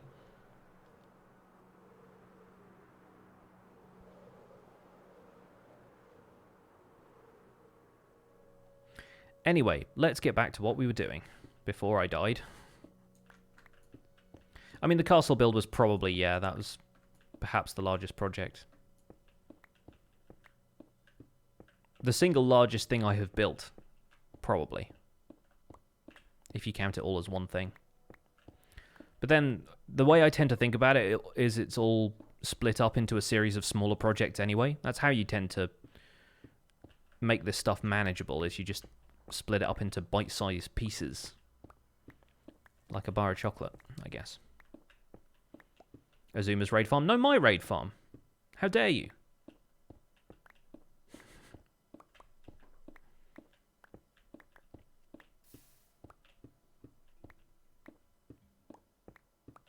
Really like the hot air balloon mob farm. Thanks, I like that too. So the whole behind the scenes stuff is being streamed. I do some work off camera as well. I don't just stream all of the behind the scenes work. Like, I have some stuff that I need to do off camera because either I don't feel like streaming it or it requires more concentration than I feel like I can muster for a stream, because a lot of the time, if I can do menial stuff like this where I'm just kind of chipping away at stuff, then that's easy to do on streams. But then if it's slightly more complicated, often I can't really get a huge amount of building done on streams because I think too much about stuff when I build and I get quiet and I don't feel like I can be entertaining at the same time. What did I do before the survival guide? I have a number of other series on my YouTube channel. Before I went full-time on YouTube, I did customer support for a software company. But like in terms of series I did before the survival guide, I've been on multiplayer Minecraft servers. I played PixArk for a while. I played Terraria and various other like indie and pixel art games. The whole reason my channel name was Pixel Riffs was that for a while I wanted pixel art stuff to be the kind of stuff that I did. And I was including Minecraft in that because it was like, it's got low-res textures. You know, a lot of the stuff people do in Minecraft is often kind of pixel art related. So I feel like it still fit the bill. It was like lo-fi in terms of the graphical stuff it's got going on. But I wanted to play like indie games and retro style stuff, and none of that stuff really took off in the way that Minecraft did, mostly because the games themselves aren't always that popular, and variety gaming is really difficult to do on YouTube. Did I like my old job? Yeah, I liked it. I liked it well enough. I like this one more. Otherwise, I would still be doing the other job. But yeah, I've been lucky enough to have a series of very good jobs. So I feel like, with a couple of exceptions, I've been quite lucky in that I enjoyed most of the stuff I have done. Have I played Undertale? Yes, have a series of Undertale on my channel. Did the True Pacifist ending.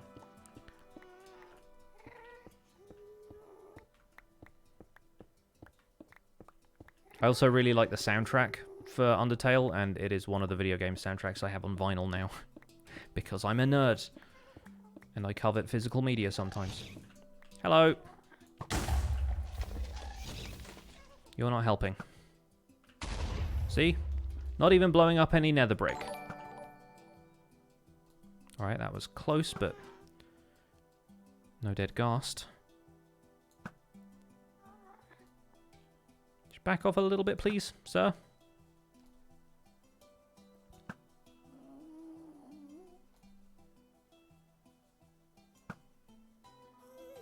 Oh, that arrow is on fire as well. I thought for a second we might get him. He's probably too far away to shoot if he's too far away to shoot me. But I'll keep trying. Hey, there we go. What's my favorite Minecraft soundtrack? Haunt Muskie from Minecraft Volume Beta is probably my favorite. Will I ever do Cobble Clicker again? No. I figure one playthrough through that map is enough. Like, there's not going to be any surprises at that point. Are all hits on Ghast headshots? Asking the real questions. I mean, I imagine so, yes. Shooting them in the tentacles doesn't help. When your entire body is a head, then I guess so. I guess so. Boss aim, yeah, after like 20 tries.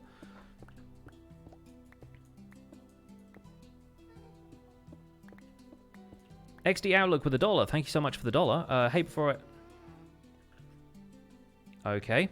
You might want to seek some help there, my friend.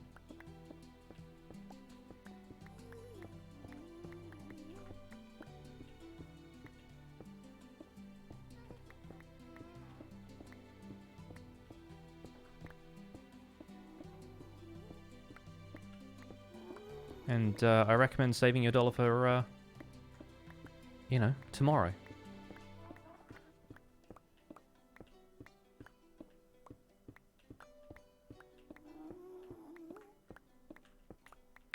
I knew there's another guy around here somewhere. Jimbo Slice with a tier 1 sub. Thank you so much.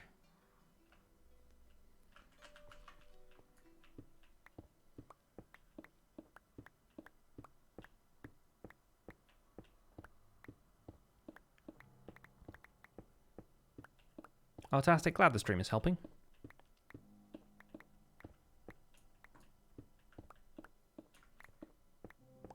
I plan to make my live stream of me making survival guide episodes so I could see behind the scenes. This is basically what this is. I mean, this is all going towards future episodes of the series in the long run.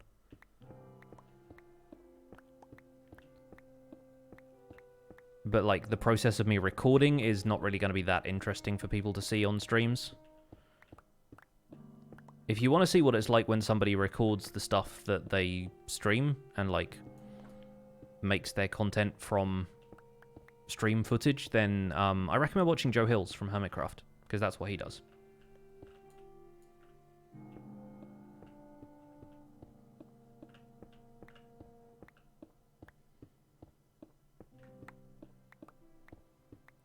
Why am I breaking these blocks? Because this is Minecraft, and that's what Minecraft is about. I'm taking down all of the sections of the Nether Fortress that are closest to this section of the farm so that I do not end up destroying bits of the farm when I come back through with TNT duplicators and clear the rest. Does my mustache ever get in the way when I eat? Sometimes, yes, if I let it grow too long.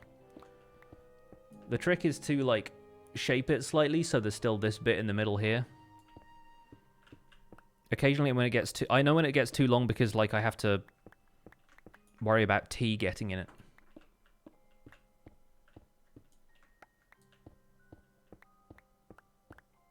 Are we in a time-lapse right now? No, unfortunately. Not this time. Thing is, like, a time-lapse of this... I've already kind of done some stuff about taking down the Nether Fortress. I don't feel like it really fits into an upcoming video. And when we eventually have this all cleared out so that I can do something with this farm in a video, then I feel like the time-lapse footage isn't really going to be relevant at that point because I've already taken it all down. I don't think that far ahead, though.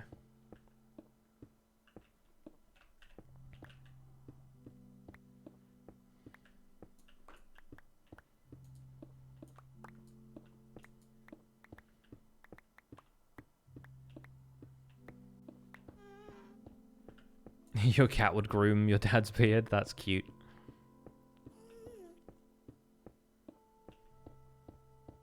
Time-lapse of using TNT duplicators. No, I've done that already. That is in the episode of the survival guide where I introduced TNT duplicators. And to be honest, it's only going to be doing one section of the fortress at a time, so it's not going to be like destroying an entire area of the overworld, like I'm sure you have seen people do. It's not going to be Mumbo's Witch Farm, basically, because the TNT dupers are only going to be destroying the individual sections of this fortress. I'm probably going to be doing that one at a time. Also, the reason for that being that there is not such a big area to destroy. It's just a long walkway and each of these pillars. To be honest, it might be more effective to set up a TNT duper over the top of each of the pillars and then just dupe the TNT manually above that so that you have everything exploding in a giant column. But then the problem with that is you have to be up there activating the TNT over and over again. I guess you could put it on like an observer clock or something maybe, but yeah. Ultimately you make yourself a target for ghasts and blazes at that stage. Jimbo Slice with the 200 bits. Thank you for the 200 bits. Just wanted to say I enjoy all of the content, a little more than halfway through the spawn chunks, and enjoy the survival guide. Also, thanks for all the cool ideas. Hey, you are welcome. And thank you for subscribing.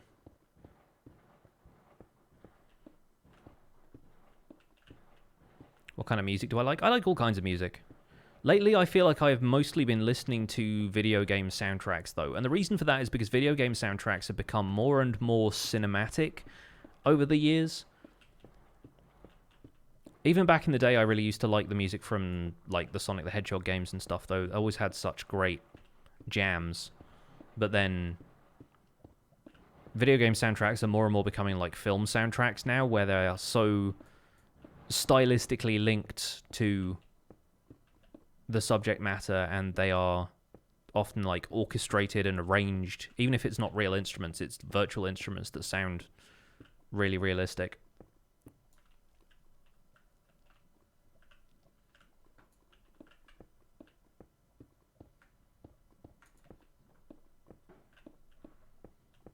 Regularly listen to the Journey soundtrack. Yeah, the soundtrack from Transistor has recently crept its way back into my listening library. That's another one I have on vinyl because it's just too good.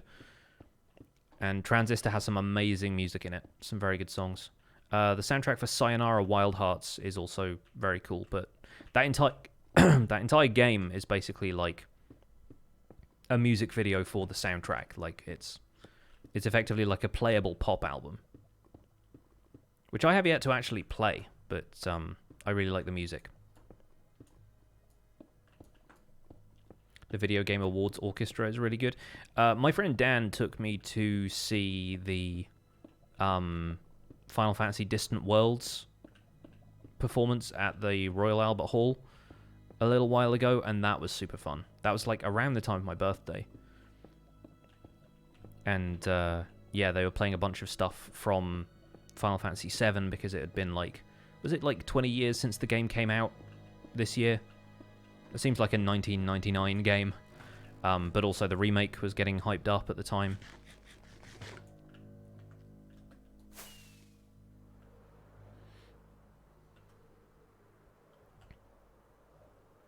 Soundtrack to the Calamity mod for Terraria is really great.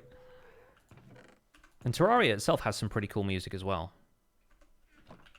Like, just vanilla Terraria soundtrack is also pretty cool. Gonna put this back in here for the moment.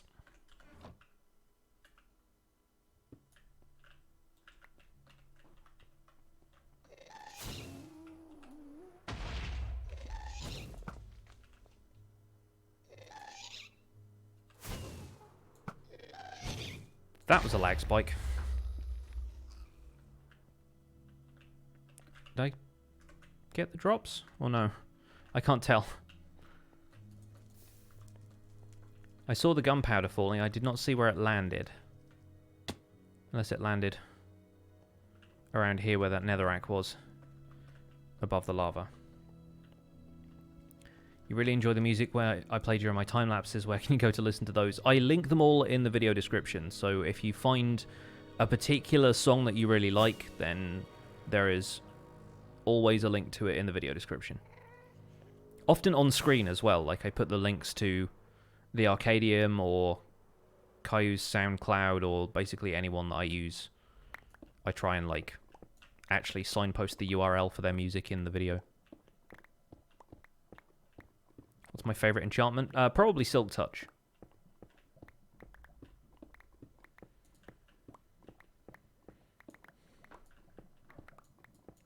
FF8 came out in 1999. 7 is 97. Oh right, yeah, okay. So it's always probably going to be an anniversary of one of the games, but I think it was maybe just because of 7 Remake being a thing.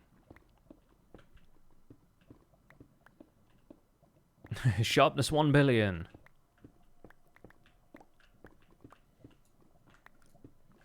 Do I feel the music stopped being as good overall after Nobuo Uematsu? I feel like it pivoted slightly, but I think it's going in a different direction. I really love a lot of the music from Final Fantasy XIII. I feel like there are some composers who are more suited towards trying to make orchestral sounding stuff with the limitations of Super Nintendo chipsets and stuff like that. I think that's... I feel like the music from FF6 is probably the peak of that kind of era of stuff. And I feel like, even in retrospect, like some of the music from FF7 is not as good as it felt at the time. I feel like the same is true of the graphics of that game as well. Obviously, One Winged Angel is like big and choral, and it was like the craziest boss battle anyone had ever seen at the time. So, yeah, cool. But I feel like things have been allowed to evolve a bit since then. I feel like, if anything, Final Fantasy XII, which is probably one of my favorite, if not my favorite game in the series, felt like it was weakest in terms of music because the music didn't have any particularly strong themes. But the orchestral rendition of the Final Fantasy main theme in that game is still my favorite one that they've done of that kind of series theme it has. Do mobs still think open trapdoors are full blocks? Yes, they do.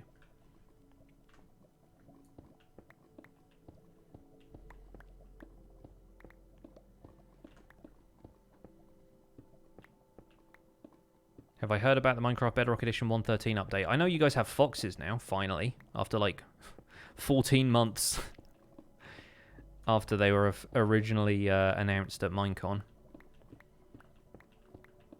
We brought that up on the Spawn Chunks this week. We were like, we're talking about waiting potentially a year for the update to Mountains to arrive, because that was the biome that's been voted on to go next, but it's not going to happen with the 1.15 or 1.16 updates for Java.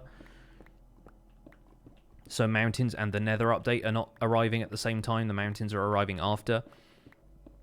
And we were like, that seems really bad in terms of like player interest and keeping all of these new features on schedule and stuff. But then you got to think that Bedrock players have only just got foxes and wither roses and sweet berries. Is it sweet berry? Oh, sweet berries maybe were in it before, but there are suspicious stew and things like that, like some stuff that was added with the rest of Village and Pillage for Java that Bedrock players have only just got.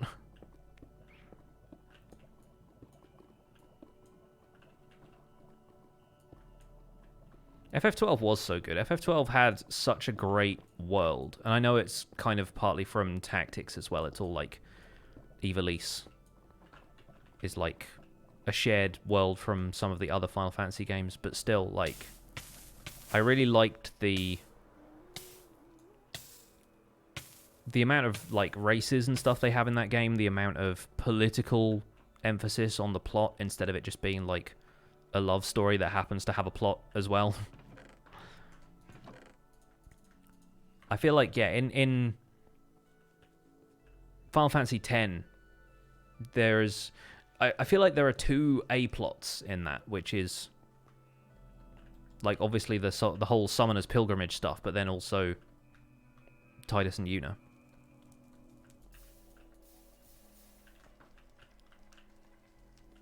But then I like the fact that there wasn't a love story at the center of 12. It felt like a real departure for the series, which was a good thing for me.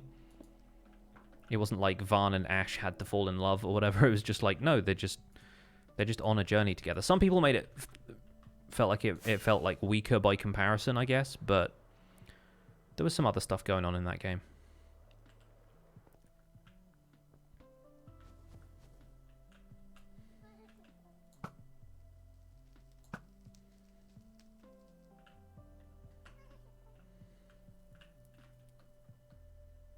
I've not tried enough mice to have a favorite mouse. Right now I use a Corsair Saber RGB, but I don't have like a favorite mouse necessarily. This is just a mouse I use that isn't loaded down with buttons I wouldn't use.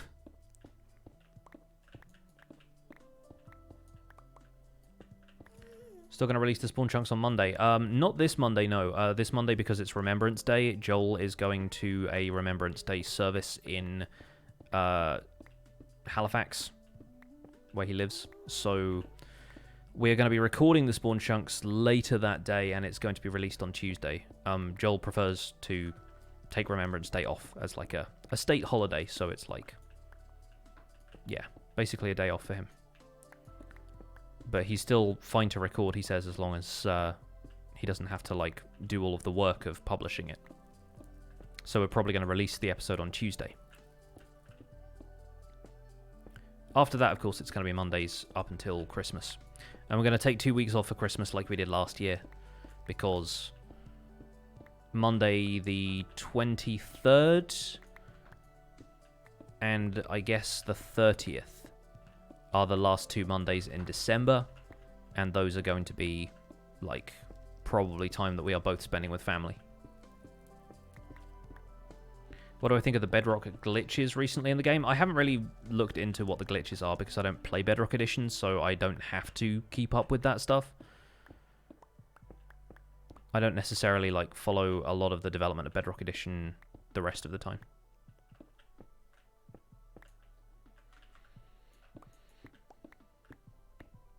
FF12 has the most replay value for you. Yeah, I put a lot of time into that game. I like doing all of the stuff with the hunts and everything. I haven't played Zodiac Age yet, because I was planning on playing that when I was playing through the whole Final Fantasy main series, but we stopped at 10. Ever considered making another podcast? I mean, why? That's the thing, like... I've considered doing a lot of things, but if I don't have a solid idea for it, then... what am I going to do, you know? I don't necessarily have an idea for another podcast right now, so that's why I have not decided to make another one.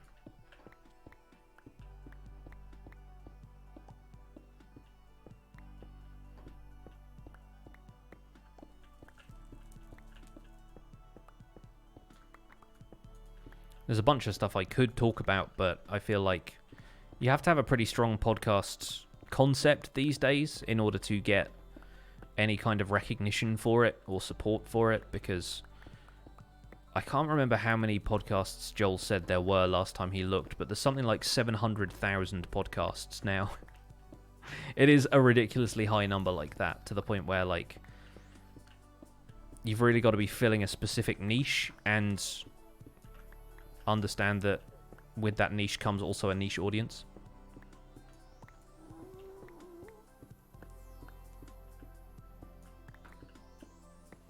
If I was invited, would I join SMP Live? No. Probably not. Have I watched The Office? I haven't, no. I've seen a couple of episodes of The British Office, but it wasn't for me. I haven't watched any of The American Office. I haven't seen like a full episode of The American Office. Most of those podcasts are really terrible. Agreed, but the fact is they exist and they create a noise floor through which it is difficult to get a new podcast noticed, even if it is good quality. I feel like it's ultimately going to be about who you know, like a lot of things are these days.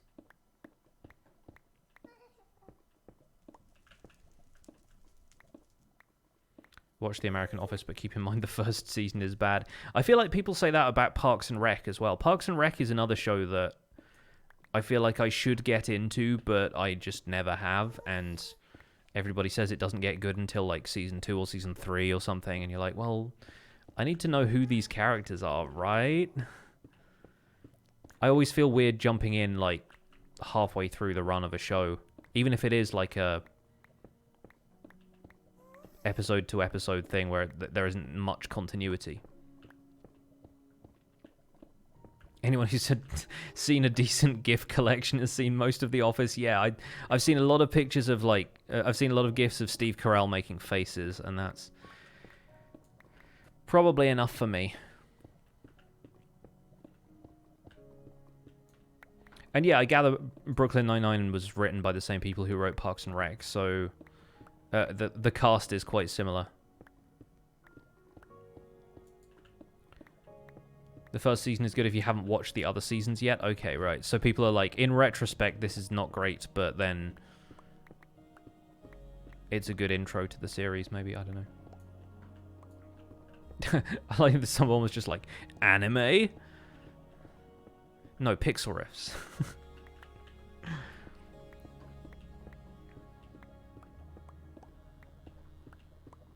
Love the podcast and the YouTube channel. So grateful for all I've learned, which is a whole lot. Hey, you're welcome, I guess.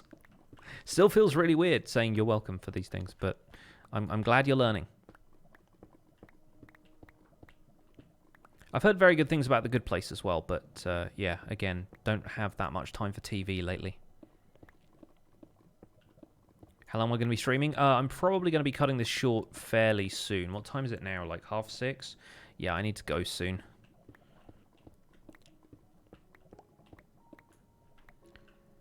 One of your besties from high school is a pretty dead ringer for John Krasinski, and it makes watching The Office weird. Fair enough. Which one is he? Is he Jim? I only know like 3 characters' names from The Office. I know Rainn Wilson is Dwight, so I don't know who John Krasinski is. He's Jim. Okay, great. He was one of the characters I knew.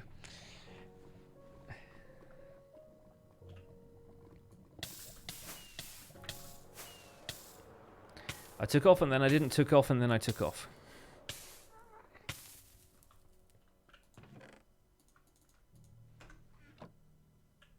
Huzzah!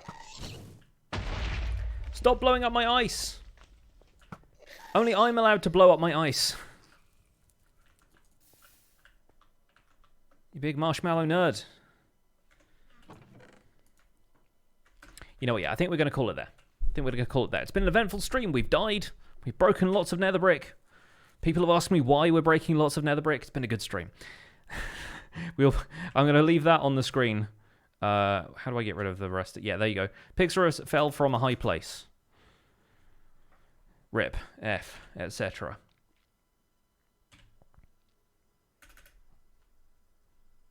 There we go. That's brought the interface back. What am I going to do with my nether brick? Probably throw it all into a fire, I expect, eventually. But I've got enough nether brick. The whole point is that the fortress is not there, not that we acquire more nether brick. There's the thumbnail right there. Fell from a high place. Alright, who have we got streaming? Oh, Joel is streaming. How convenient. Let's raid Joel. Joel Duggan is my co-host on the Spawn Chunks podcast. He is a Canadian streamer who plays lots of Minecraft. He is probably also in the Nether, so we've got that in common. And we're going to be raiding him. Don't forget to use your Pixel Hype emotes and the hashtag PixelRaid to show some love over on Joel's stream. Drop a sub while you're there and test out his new sub badges with him. I'll be back on Tuesday for another Choppin' Tuesday in which, yeah, we may as well be taking down some more of the Nether Fortress, but maybe with TNT that time. Thanks for watching. My name's been Pixelriffs. I'll see you guys soon. Bye for now.